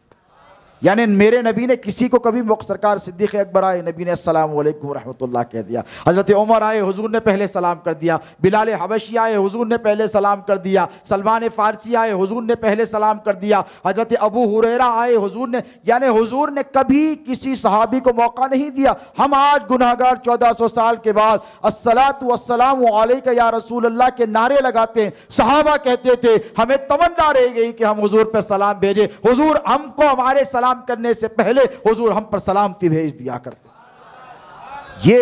یہ میرے نبی کی سنت ہے۔ ہمارے پاس کیا مسئلہ ہے؟ ذرا عمر میں 19-20، انہوں 5 سپٹمبر کے، انہوں 5 نومبر کے، میں کہیں کو سلام کروں؟ 2 دن کا بڑھاؤں؟ سنتوں سے واقف نہیں، حضور کی سیرت طیبہ سے بالکل نابلد اور ناواقف ہے۔ میرے نبی سے بڑھ کر کائنات میں کوئی ہے؟ میرے نبی سے بڑا تو کوئی نہیں ہے نا۔ بعد از خدا بزرگ توئی قصہ مختصر، خدا کے بعد اگر کوئی کسی کی عظمت ہے تو وہ میرے اور آپ کے نبی کی عظمت ہے، میرے اور آپ کے نبی کا مقام ہے۔ آقا علیہ الصلوۃ والسلام نے ارشاد فرمایا کہ جب کوئی مومن کو دیکھ کر مسکراتا ہے تو وہ صدقہ ہوتا ہے۔ کیا ہوتا ہے؟ موٹر سائیکل پہ نکلے، مین روڈ پہ گئے، حضور کا ارشاد ہے صدقہ، اور صدقے کا فائدہ فرمایا حضور نے کہ جب کوئی مومن مسلمان صدقہ دیتا ہے، مسکرائیں گے نا بھائی؟ آپ بہت گر رہے ہیں اس لیے بول رہا ہوں، ہنسیں گے انشاءاللہ۔ کسی مسلمان کو دیکھیں گے مسکرائیں گے، مسکرا دیکھیں آپ نے مجھے دیکھ کر مسکرایا، میں نے آپ کو دیکھ، کتنے صدقوں کا ثواب آپ کو۔ اس کا فائدہ یہ ہوتا ہے کہ حضور فرماتے ہیں کہ جب صدقہ مسلمان کرتا ہے تو اس کا صدقہ ایسے نکلتا ہے اور اس کی بلا کے پاس جاتا ہے، وہ بلا جو آپ کے سر پہ مسلط ہونے والی، حدیث کے الفاظ ہیں، حضور فرماتے ہیں کہ بلا سے جا کر باضابطہ کشتی کرتا ہے نا، آپ کا صدقہ ویسے کشتی کرتا ہے، اور حدیث مبارکہ کے الفاظ ہیں اس وقت تک لڑتا ہے جب تک کہ آپ کی بلا کو پچھاڑ نہیں دیتا، یعنی زمین پر پٹک نہیں دیتا۔ اس کا فائدہ یہ اور اس کا نقصان کیا، سن لیں۔ ایک صاحب نکلے موٹر سائیکل پہ، انفیلڈ پہ، ڈڈ نکلے، باہر چبوترے پہ بیٹھے تھے، گھورے، انہیں بھی گھورا، انہوں بھی گھورے، دن مڑ کے گئے، ادھر سے ٹرک آیا، بلا تھی نا، ہاتھاں گئے، پیراں گئے، منہ ہاتھ تو پڑ گیا، گاڑی بھی چندیاں ہو گئی۔ ایک صاحب اور ایک نکلے بڑے نیک، تقریر سن کے گئے تھے میرے پاس سے، جیسے باہر نکلے بائک پہ ایک مسلمان بھائی گھورتے انہوں مسکرائے، انہیں بولا با کیا ہو گیا ان کو مسکرانے، انہیں بھی مسکرایا، یہ بھی مسکرایا، وہ بھی مسکرائے، انہوں آگے نکلے۔ مسکرانے سے کیا ثواب ملا؟ صدقہ۔ اور صدقہ کیا کرا؟ آپ کی اسپیڈ سے زیادہ اس کی اسپیڈ، آپ 100 پہ گئے تو انہیں 200 پہ گیا، اور جا کے سیدھا آپ کی جو آگے وبا اور بلا ٹھہری تھی اس کو پکڑ لیا۔ یہ حدیث کے الفاظ ہیں، دیکھیں، اور گیا کشتی لڑا، آپ کو پتہ بھی نہیں، آپ کی بلا کو وہاں سے اس نے رفع کر دیا۔ تو ایک مسلمان دوسرے مسلمان کو دیکھ کر مسکرائے تو یہ فائدہ کہ چلتے پھرتے حادثات سے محفوظ ہو جاتا ہے۔ چھوٹی سنتوں پر اگر آپ عمل کریں تو بڑی بڑی نیکیاں اور بڑے بڑے فائدے اٹھا سکیں گے۔ یاد رکھنا، میرے نبی نے فرمایا الدین سہل، دین بڑا آسان ہے، دین کو دشوار اور مشکل مت بناؤ، دین کو آسان بناؤ، چلتے پھرتے نیکیاں کیا کرو، آقا علیہ الصلوۃ والسلام کی سنتوں پر عمل کرنے کی کوشش کیا کرو۔ کوئی محتاج ہے اس کی مدد کر دو، حسن اخلاق سے پیش آؤ، بڑوں کا ادب کرو، چھوٹوں پہ شفقت کرو، بے جا جھگڑوں میں اختلافات میں مت پڑو، اور یاد رکھو گناہوں سے بچتے رہو، بہت ضروری ہے دوستوں، اور گناہ کرو تو توبہ کرو۔ ہمارے یہاں سب باتیں ہوتی ہیں، اصلاح پر کوئی توجہ نہیں دی جاتی۔ اکثر میں دیکھتا ہوں فضائل، مناقب، خواجہ مرزا غالب پہچانتے ہیں؟ بھائی اردو کی جو بھی شد بدھ رکھتا ہے، شعر سمجھ میں نہیں آیا تو نہیں آیا، مگر غالب کو تو پہچانتے ہیں۔ کتنے نہیں سنے نام، سب سنے نا بھائی۔ غالب کا اردو کی ادب کے ساتھ غالب کا نام، غالب جیسے بھی تھے اردو کے بہت بڑے شاعر تھے، بہت بڑے شاعر، یعنی ان سے بڑا اردو کا کوئی شاعر پیدا ہوا ہی نہیں۔ یہ بڑے بڑے علماء، بڑے بڑے فضلاء، پڑھے لکھے اسکالرز، نوبلز نے کہہ دیا ہے۔ اس نے ایک بڑا خوبصورت شعر کہا تھا، ایک منٹ، کیا ہوا؟ اچھا تو کچھ تو ہوا، اچھا ماشاءاللہ، کوئی بات نہیں، آنے دیجیے۔ تو وہ غالب صاحب تو ایک سے ایک محبت بھرے اشعار لکھے ہیں، معشوقہ کی محبت میں، محبوبہ کی محبت میں۔ اس مرزا غالب نے ایک کمال کا شعر لکھا، اور ایسا نعت کا شعر لکھا کہ آج تک شاید ہی کسی نے ایسا شعر لکھا ہے۔ پتہ ہے آپ کو کیا لکھا؟ غالب ثنائے خواجہ بیزداں گذاشتیم، کیا کہا؟ غالب ثنائے خواجہ بیزداں گذاشتیم، کہاں ذات پاک مرتبہ دان محمد است۔ اے غالب، نبی کی جو تعریف تو لے کر بیٹھا ہے، یہ جو تو نبی کی تعریف، اکثر علماء سے آپ نے تو سنا نا، حضور کی تعریف کرو وہ بھی ثواب ہے، لیکن غالب نے ایک عقیدہ دیا، اور کیا دیا؟ کہنے لگا کہ اے غالب، تو نبی کی تعریف کرے گا، تو اور نبی کی تعریف، غالب ثنائے خواجہ بیزداں غالب میرے نبی کی تعریف کو اللہ پہ چھوڑ دے، تو کون ہوتا ہے محمد کا مرتبہ جاننے والا؟ ارے محمد کا مرتبہ تو خدا جانتا ہے، خدا کو معلوم ہے کہ مقام مصطفیٰ کیا ہے۔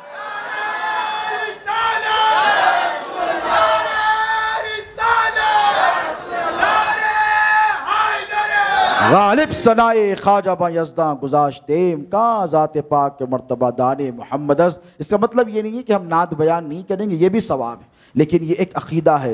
جہاں تک اصلاح احوال اور اعمال کی ضرورت ہے وہ بہت ضروری ہے۔ بھئی آپ مجھے بتائیے، آج کے اس دور میں موبائل فون کا دور ہے، ٹیکنالوجی کا دور ہے، گناہ کتنا ایکسیسیبل ہو گیا، ہوا کہ نہیں؟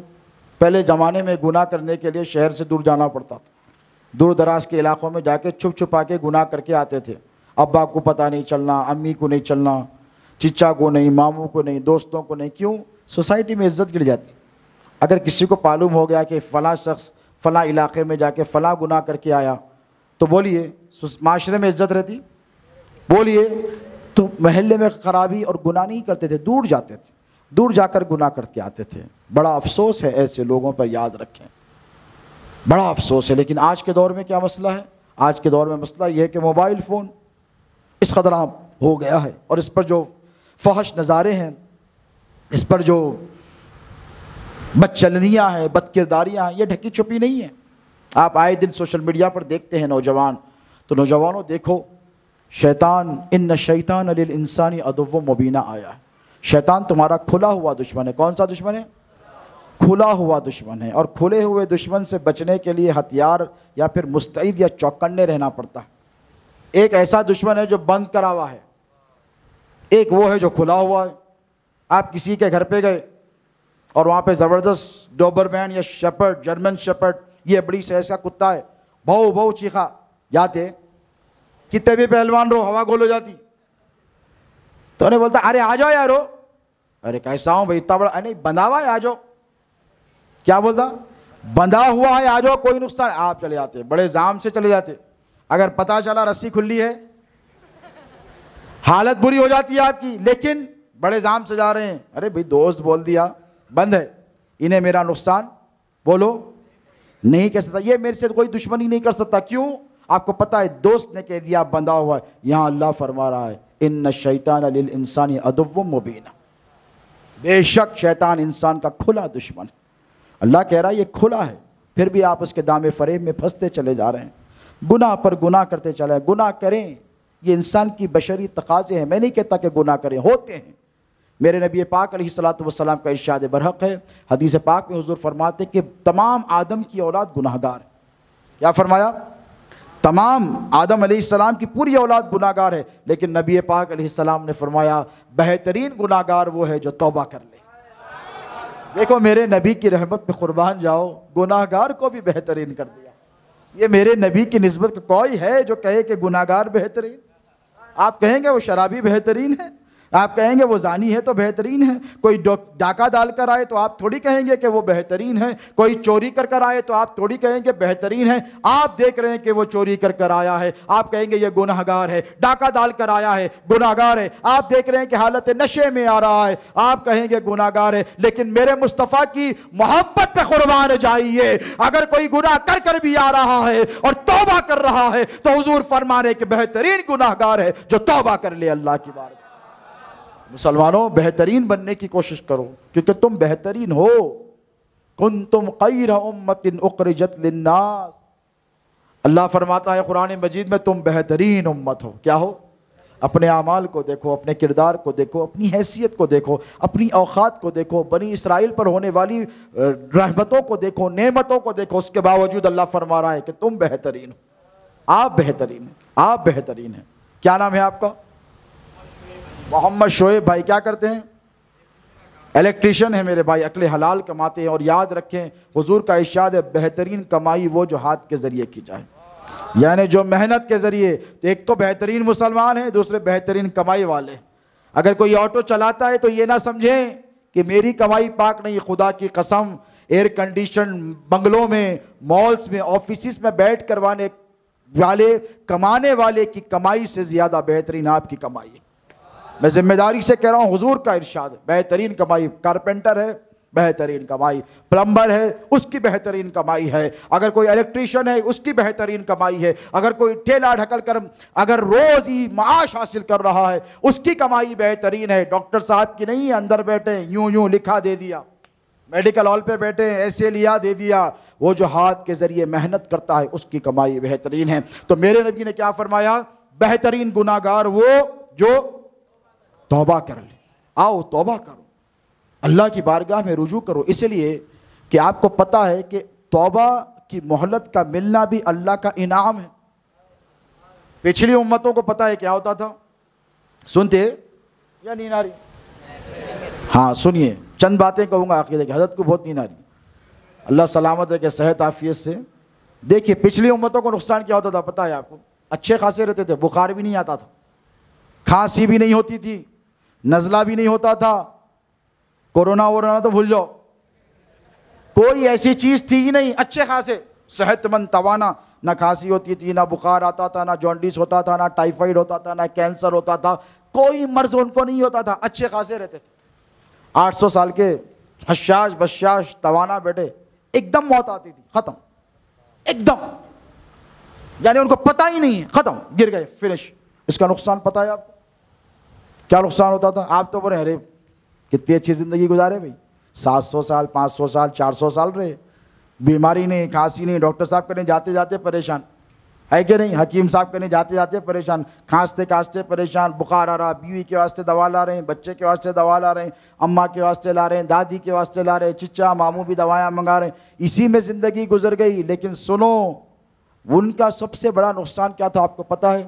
بظاہر ان کو بیماری نہیں آتی تھی، لیکن جب موت آتی تھی تو اللہ ان سے توبہ کی مہلت کو چھین لیتا تھا۔ بتائیے، ملی توبہ کی مہلت؟ آپ کو ہلکا سا بخار آیا، ادھر ماں تڑپی، ادھر پروردگار کی رحمت تڑپی، ادھر بخار آیا، ماں بے چین ہوئی، ادھر میرے نبی آپ کے لیے بے چین ہو گئے، اور اللہ سے کہا مولا میرا امتی بیمار ہے، تو اللہ نے یہ نہیں کہا میں کیا کروں حبیب، میرے نبی نے کہا مولا میرا امتی تیرے محبوب کا امتی ہے، گناہگار ہے۔ اللہ نے فرمایا حبیب کیا چاہتا ہے؟ مولا اس کے گناہ معاف کر دے۔ ہلکے سا بخار آیا، اللہ نے کہا جا تیرے گناہ معاف۔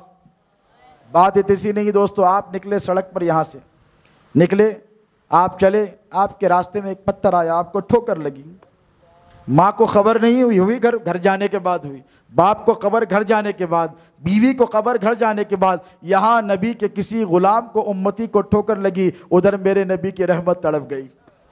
اللہ سے کہا مولا ٹھوکر لگی، اللہ نے کہا کیا چاہتا ہے ابھی؟ مولا گناہ معاف۔ حضور فرماتے ہیں کہ راستے میں تم چلو، اگر تمہارے پیر میں کانٹا چبھ رہا ہے، تم کو غلطی ہے تمہاری یا پھینکنے والے کی، اس لیے تو کہا میرے نبی نے راستے سے پتھر ہٹا دو، یہ صدقے کا ثواب ہے۔ آپ نے نہیں دیکھا، غلطی میری ہے آپ کی ہے؟ سڑک پر اگر کوئی کانٹا رکھا ہوا ہے، کوئی کیلا پڑا ہوا ہے یا پتھر پڑا ہوا ہے، آپ اس سے جا کر ٹکرا گئے، سامنے والے بیٹھنے سے جا کے بولے، تھوڑی بولیں گے بھائی کہیں کو ڈالے؟ انہوں نے بولا میں تھوڑی ڈالا بھائی، میں تو نہیں ڈالا، غلطی آپ کی، اندھے ہیں آپ۔ بولیے آپ اندھے ہیں؟ اماں کیا بولیں گے؟ 2 اور لگاتے، بابا مار لگا کے آیا، تو ہمارے پاس طریقہ ہے، بچے کو بعد میں سینے سے لگاتے، اماں لپٹا لیتے، بابا اور مارتے، بیوقوف مار لگا کے آ گیا، دیکھا نہیں، دیکھ کے چلنا نہیں ہوتا نہیں بیٹا، بولو اندھا ہے دیکھ کے نہیں چلتا۔ ارے اماں اماں بولتے پہلے مار لگائیے اس کو، آپ اوپر سے مارے، اندھا ہے، جب آتا مارا لگا لے کے آتا۔ بتائیے یہ طریقہ ہے، لیکن دیکھیں جب یہ تڑپا تو ادھر میرے نبی کی رحمت تڑپی، اور آقا علیہ الصلوۃ والسلام نے ادھر دعا کی، مولا ٹھوکر لگی ہے، گناہگار امتی میرا، تو اللہ نے فرمایا حبیب تیرا گناہگار امتی ہے، ٹھیک ہے گناہ معاف۔ کانٹا چبھا، غلطی کس کی؟ بولو میری ہے آپ کی ہے؟ آپ دیکھ کے نہیں چلے نا بھائی، کانٹا چبھا، آپ کی غلطی کی وجہ سے چبھا، آپ کی خطا کی وجہ، آپ کی خطا پر عطا ہو رہی۔ اسی لیے تو مولانا احمد رضا خان صاحب نے کہا تھا، اللہ کی لاکھوں رحمتیں ہوں، کہ کر کے تمہاری خطا مانگے تمہیں سے پناہ، تم کہے دامن میں آ تم پہ کروڑوں درود، خطاؤں پر عطائیں یہ میرے نبی پاک علیہ الصلوۃ والسلام کی نسبتوں کا صدقہ، تصدق اور فیضان ہے۔ کوئی ایسا سخی داتا نہیں کائنات میں جو تمہاری غلطی پر تم کو سرفراز فرمائے۔ بھائی تو بتاؤ، بولو، باپ کرے گا غلطی کر آؤ چماٹ پڑے گی، اسکول جاؤ غلطی کرو چھوڑے گا ٹیچر؟ نہیں چھوڑے گا۔ شوہر غلطی کر آئے بیوی نہیں چھوڑے گی، بیوی غلطی کر آئے شوہر، میرے پروردگار کی رحمتوں پہ قربان جاؤ اور نبی کی نسبتوں پہ قربان جاؤ کہ نبی کی نسبت کا کتنا بڑا فیضان ہے۔ تم خطا کر رہے ہو، اللہ تمہیں معاف فرما رہا۔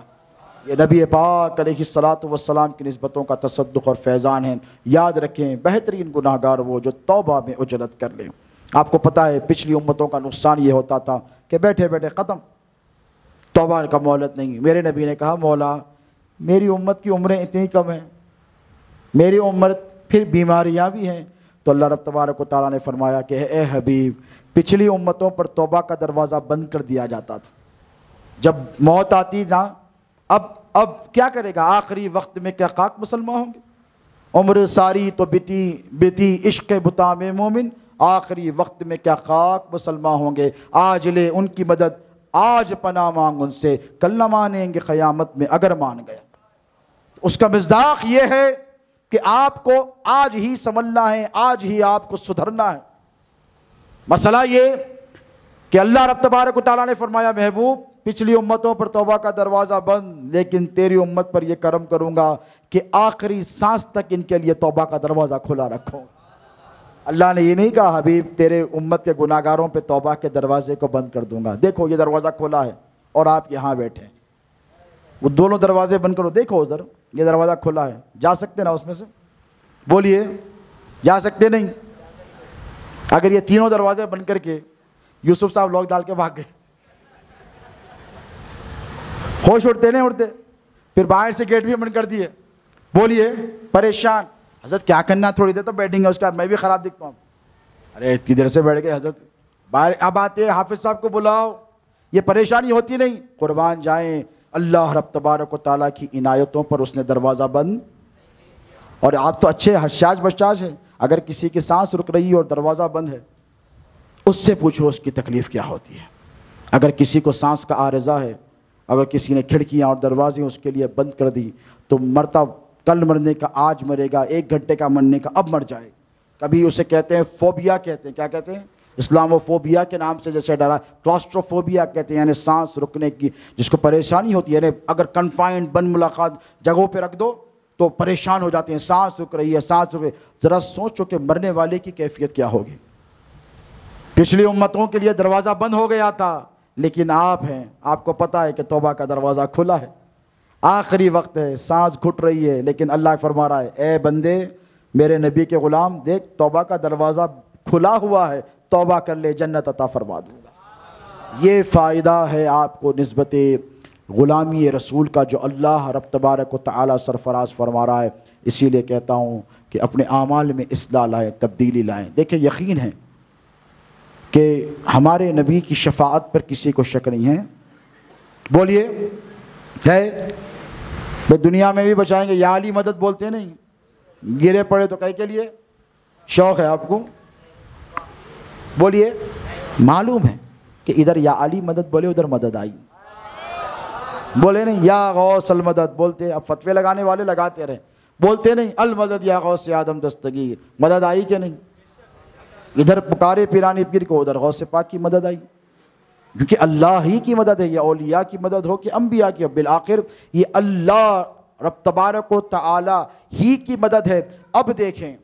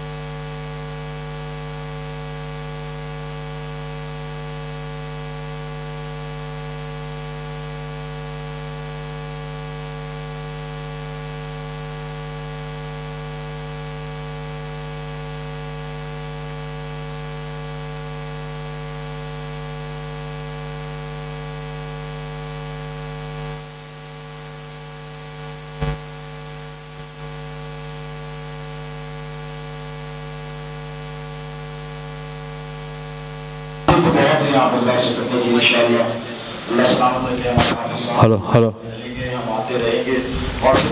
ہلو تو بہرحال پیغام یہی ہے ہمارا آپ حضرات سے، علماء کا، مشائخ کا، کہ اپنے احوال کی، اپنے اعمال کو درست کریں۔ یقین ہے کہ اللہ کے رسول علیہ الصلاۃ والسلام ہماری مدد فرمائیں گے، ہے کہ نہیں؟ بولیے لگا دو نا، حضور کی امداد ہوگی، اس میں کوئی شک نہیں، ہم اہل سنت ہیں، ہمیں پتہ ہے کہ جب غوث اعظم بچا سکتے ہیں تو ان کے نانا آقا و مولا علیہ الصلاۃ والسلام کیسے نہیں بچائیں؟ جب مردوں کو زندہ ان کے نواسے کرتے ہیں تو ہمارے مردہ قلوب کو کیا حضور زندہ نہیں فرمائیں گے؟ ہمیں پتہ ہے کہ نانا بھی بچانے والے ہیں، نواسے بھی بچانے والے ہیں، غوث اعظم ہیں تو وہ بھی بچانے والے ہیں، غریب نواز ہیں تو وہ بھی بچانے والے ہیں۔ لیکن یاد رکھو کہ ایک مسلمان کی کیا ذمہ داری، ایک وفادار غلام، ایک امتی کی۔ کبھی آپ اپنے باپ کو خوش کر دے تو آپ کے دل کو کتنی خوشی ہوتی ہے کہ نہیں؟ کتنا سعادت مند بچہ ہے، دیکھو باپ کو خوش کر دیا۔ کبھی آپ نے سوچا ہے کہ آپ کا ایسا کون سا عمل ہے جس سے حضور خوش ہوتے ہیں؟ کبھی سوچا؟ کبھی نبی کو خوش کرنے کی آپ نے کوشش کی؟ نبی کو خوش کرنا ہو تو اہل بیت اطہار کا ذکر کیا، مولا علی مشکل کشا کا ذکر کرو، نبی مسکراتے ہیں۔ سیدہ کائنات کا ذکر کرو، نبی کی خوشی کا باعث ہوتا ہے۔ امام حسن علیہ السلام، امام حسین علیہ السلام کا ذکر کرو، یہ نبی کی خوشی کا باعث ہوتا ہے۔ اور یاد رکھو، توبہ کرو، استغفار کرو، یہ نبی کی خوشی کا باعث ہوتا ہے۔ ایک آخری حدیث شریف سنا کر اپنی بات ختم کر رہا ہوں کہ اہل سنت میں آپ نے دیکھا کہ جمعرات کی بڑی فضیلت ہے کہ نہیں؟ ہے نہیں؟ ہر گھر میں فاتحہ تو بھی ہوتی، کیر تو بھی ہوتی، کچھ بھی نہیں رہا تو اگربتی تو کم سے کم جلائی جاتی ہے۔ کیوں؟ پاک ارواح آتی ہیں، نیک اعمال کیے جاتے ہیں۔ اور جمعرات کو سائل بھی آتے ہیں، جمعرات کے فقیر بھی آپ کے دروازے پہ جمعرات کی کو نظر آئیں گے اور آ کر کے سائل بن کر سوال کریں گے۔ کیوں؟ اسی لیے کہ اس کا ایک گہرا تعلق ہے۔ میرے نبی پاک علیہ الصلوۃ والسلام کی حیات طیبہ کے، ظاہری حیات طیبہ کے آخری دن چل رہے ہیں۔ آقا علیہ الصلوۃ والسلام کی مجلس اقدس میں صحابہ کا مجمع ہے اور حضور نے ارشاد فرمایا، حیاتی خیر لکم، حیاتی خیر لکم، حیاتی خیر لکم۔ فرمایا میری زندگی تمہارے لیے خیر کا باعث ہے کہ نہیں؟ بھئی حضور کا رہنا خیر کا باعث ہے کہ نہیں؟ بھئی حضور ہے تو ساری نعمتیں ہیں، حضور کے دم سے سب کچھ ہے۔ صحابہ نے کہا بالکل صحیح ہے، قالوا بلا یا رسول اللہ، بالکل صحیح ہے۔ اس کے بعد فرمایا مماتی خیر لکم، وفاتی خیر لکم، مماتی خیر لکم، 3 مرتبہ فرمایا۔ کیا فرمایا؟ میری موت تمہارے لیے خیر کا باعث بنے۔ صحابہ پریشان ہو گئے، زار و قطار رونے لگے، داڑھی کے بال لوچنے لگے، کوئی گریہ گزاری کرنے لگا کہ حضور کی وفات ہمارے لیے خیر کا باعث کیسے؟ اگر کوئی آپ سے کہے کہ آپ کے ابا چلے گئے آپ کے لیے فائدہ مند ہے، آپ کہیں گے کیسی بات کر رہے ہیں، باوا کا جانا؟ آپ کوئی آ کر کہے کہ آپ کی اماں چلے گئے آپ کے لیے فائدہ مند ہے تو آپ قبول کریں گے وہ بات کو؟ کیسی دیوانی بات کر رہے ہو آپ، میں کیسے قبول؟ لیکن جب نبی نے فرمایا کہ مماتی خیر لکم، میری وفات تمہارے لیے خیر کا باعث بن جائے گی، صحابہ رونے لگے۔ ایک تو وفات کا نام سنا، بے چین بے قرار ہو گئے، کیونکہ حضور کے بغیر صحابہ نے زندگی کا تصور کیا ہی نہیں، کبھی سوچا ہی نہیں تھا کہ حضور تشریف لے کر جائیں گے۔ جیسے ہمارے ساتھ سانحہ پیش آیا شہزادے حضور غوث الاعظم، جنہوں نے 50 سال سنیت کی خدمت کی، غوث اعظم کے سچے شہزادے جن کی خدمات کا ساری دنیا معترف ہے، صحت کے اعتبار سے کوئی مسئلہ نہیں تھا۔ الحمدللہ میرے پیر و مرشد شہزادے غوث اعظم توانا تھے۔ لوگ کہتے ہیں کہ کووڈ-19 تھا، میں نے کہا کاہے کا کووڈ-19 تھا، ممبر رسول پر بیٹھا ہوں، آخری لقمہ جب میرے ساتھ کھائے تو اپنے منہ کا نوالا نکال کر میرے منہ میں ڈالا، کھانسی تک مجھے نہیں ہوئی۔ بخار اور کورونا وائرس تو بہت دور کی بات ہے، جن کے رتبے ہیں سوا، ان کے سوا مشکل ہے، اللہ نے ان کا مقام بہت بلند کیا ہے، یقین مانیے۔ لیکن اگر کوئی مجھ سے آ کر یہ کہہ دے کہ آپ کے بابا کا جانا آپ کے لیے فائدہ مند ہے تو بتائیے میں اس کا گریبان نہیں پکڑ لوں گا؟ صحابہ پریشان ہو گئے، رسول اللہ فرما رہے ہیں کہ میری وفات تمہارے لیے خیر کا باعث بن جائے گی۔ صحابہ رونے لگے، کہنے لگے یا رسول اللہ آپ کا جانا ہمارے لیے خیر کا باعث کیسے؟ آپ کا رہنا باعث ہے اس لیے خیر کا کہ آپ رہیں گے تو اللہ سے نعمتیں لے کر دیتے رہیں گے، قرآن آپ لے کر دیتے رہیں گے، بشارتیں آپ لے کر دیتے رہیں گے، لیکن آپ چلے جائیں گے تو یہ ہمارے لیے خیر کا باعث کیسے بن جائے گا، فائدے کا باعث کیسے بن جائے گا؟ آقا علیہ الصلوۃ والسلام نے فرمایا سنو، ہر جمعرات کو ایک فرشتہ اللہ مقرر کرے گا جو میری امت کے سارے اعمال میرے سامنے پیش کرے گا، میری امت کے اعمال میرے سامنے پیش کرے گا۔ کوئی نماز پڑھے گا تو میں خوش ہو جاؤں گا، کوئی روزہ رکھے گا تو میں خوش ہو جاؤں گا، کوئی صدقہ کرے گا، کوئی نیکی کرے گا، فرشتہ آ کر کہے گا یا رسول اللہ فلاں امتی نے نیک کام کیا ہے، فلاں امتی نے نماز پڑھی ہے تو میں خوش ہو جاؤں گا۔ ٹھیک اسی طرح جب کوئی مجھے آ کر کہے گا یا رسول اللہ فلاں امتی نے جھوٹ بولا ہے، فلاں امتی نے گناہ کیا ہے، فلاں امتی نے یہ کیا ہے، فلاں امتی نے بد کام کیا ہے، یہ بد کرداری کا کام کیا ہے، تو حضور فرماتے ہیں کہ میں ناخوش ہو جاؤں گا۔ دیکھیں ایک طرف حضور خوش ہو رہے ہیں، ایک طرف حضور بولیے ناخوش ہو رہے ہیں۔ حضور نے فرمایا میں جب چلا جاؤں گا تو یہ معاملے پیش آئیں گے، اور جب کسی امتی کے گناہ کو میرے سامنے پیش کیا جائے گا، کہا جائے گا کہ فلاں امتی نے فلاں محلے میں فلاں ملک میں یہ گناہ کیا ہے، تو میرے حضور فرماتے ہیں کہ میں خاموش نہیں رہوں گا، میں سجدے میں چلا جاؤں گا۔ میرے نبی فرماتے ہیں میں سجدے میں چلا جاؤں گا اور اس وقت تک سجدے سے سر کو نہیں اٹھاؤں گا جب تک خدا میرے گناہگار امتی کے گناہ کو معاف نہیں فرمائے گا۔ وفاتی خیر لکم، یوں میرے حضور کا جانا بھی ہمارے لیے خیر کا باعث بن گیا۔ دوستو حضور پاک علیہ الصلوۃ والسلام سے تعلق کو مضبوط کرو، اور تعلق بالرسول مضبوط کرنے کے لیے سب سے بہترین عمل درود پاک ہے۔ درود پاک کی کثرت کریں۔ ہر آدمی چاہتا ہے کہ درود پاک کی کثرت ہو۔ حضور کی مبارک حدیث مبارک ہے، حضور نے فرمایا جو مجھ پر کثرت سے درود پڑے گا وہ اور میں قیامت میں ایسے رہیں۔ دیکھیے آپ، کوئی فاصلہ نظر آ رہا ہے؟ دوسری انگلیاں ملاؤں پھر بھی فاصلے بنتے ہیں، لیکن یہ دو انگلیاں جب ملاتے ہیں اتنے قریب۔ نبی پاک نے فرمایا اتنے قریب۔ کون؟ وہ جو درود پڑے گا۔ اور کیسے پڑے گا؟ ایک مرتبہ نہیں، کثرت سے، کثرت سے جو درود پڑے گا۔ اور کثرت کیا ہے آپ کو پتہ ہے؟ محدثین نے فرمایا، عارفین کے اقوال میں ہے، کشف المحجوب میں حوالہ ہے، کثرت سے درود پڑھنا بہت آسان ہے۔ 1000 2000 5000 نہیں۔ اللہ سلامت رکھے، آپ کی انگلیاں چل رہی ہیں، حضور آپ کا درود سن رہے ہیں، لیکن میرے نبی پاک علیہ الصلوۃ والسلام پہ کثرت سے درود پڑھنا چاہتے ہیں؟ اتنا قریب ہونا چاہتے ہیں؟ نہیں؟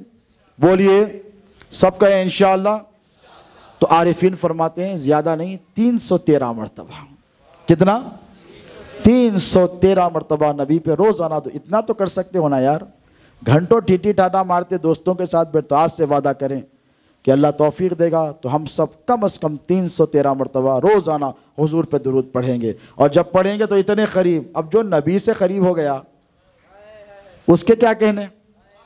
بولیے، ایم ایل اے صاحب سے قریب ہو گئے تو زمین پہ پیرانے رہتے۔ غلطی سے ایم پی صاحب اگر ایسا لے کے کہا بھائی اچھے ہے آسمان پہ، اگر وہ KCR انا کے قریب ہو گئے کوئی، پوچھو نہ کو۔ یہ جو عارضی حکومتیں ختم ہو جانے والی، جن کی حکومت آج ہے کل نہیں رہے گی، یاد رکھو وہ جو کائنات کا مختار ہے، آدم کے آنے سے پہلے جس نبی کی حکومت تھی، قیامت تک جس کی حکومت ہے، اور ابد الآباد تک جس کی حکومت ہے، وہ میرا نبی ہے کہ نہیں؟ اب ان کے جب قریب ہو جائیں گے تو کوئی ایسی آپ کا معروضہ ہے جو اللہ رد کرے گا؟ ارے یہ میرے محبوب کے قریب کا آدمی ہے، میں اس کی بات کو کیسے رد کروں؟ یہ میرے حبیب کا قریب رہنے والا ہے، میں اس کی کسی بات کا کیسے رد کروں؟ اس کی کوئی دعا کو کیسے رد کروں؟ تو آج سے مجھ سے وعدہ کریں، کم از کم روزانہ آپ 313 مرتبہ، کتنے؟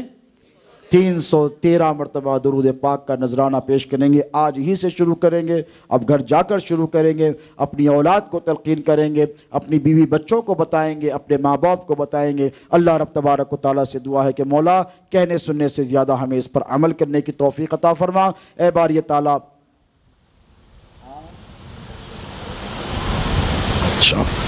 کہنے سننے میں کوئی غلطی خطا لغزش ہوئی ہو تو اے پروردگار ہماری خطاؤں لغزشوں کوتاہیوں کو معاف فرما۔ مولا یہاں پر جتنے حاضرین ہیں اور جتنے آ کر گئے ہیں، مولا ان سب کی حاضری کو اپنی بارگاہ میں شرف قبولیت عطا فرما۔ اے باری تعالیٰ جو بیمار ہیں انہیں شفا عطا فرما۔ ایک دعا کا معروضہ ہے، ہمارے محسن قادری کے بھائی محمد متین صاحب بیمار ہیں، اللہ انہیں شفا کاملہ عاجلہ کلیہ عطا فرمائے، اور جتنے ہم میں بیمار ہیں مولا تیرے نبی کی میلاد کے صدقے ان سب کو صحت عطا فرما، سب کی عمر دراز فرما۔ مولا ہمارے ظاہر پوشیدہ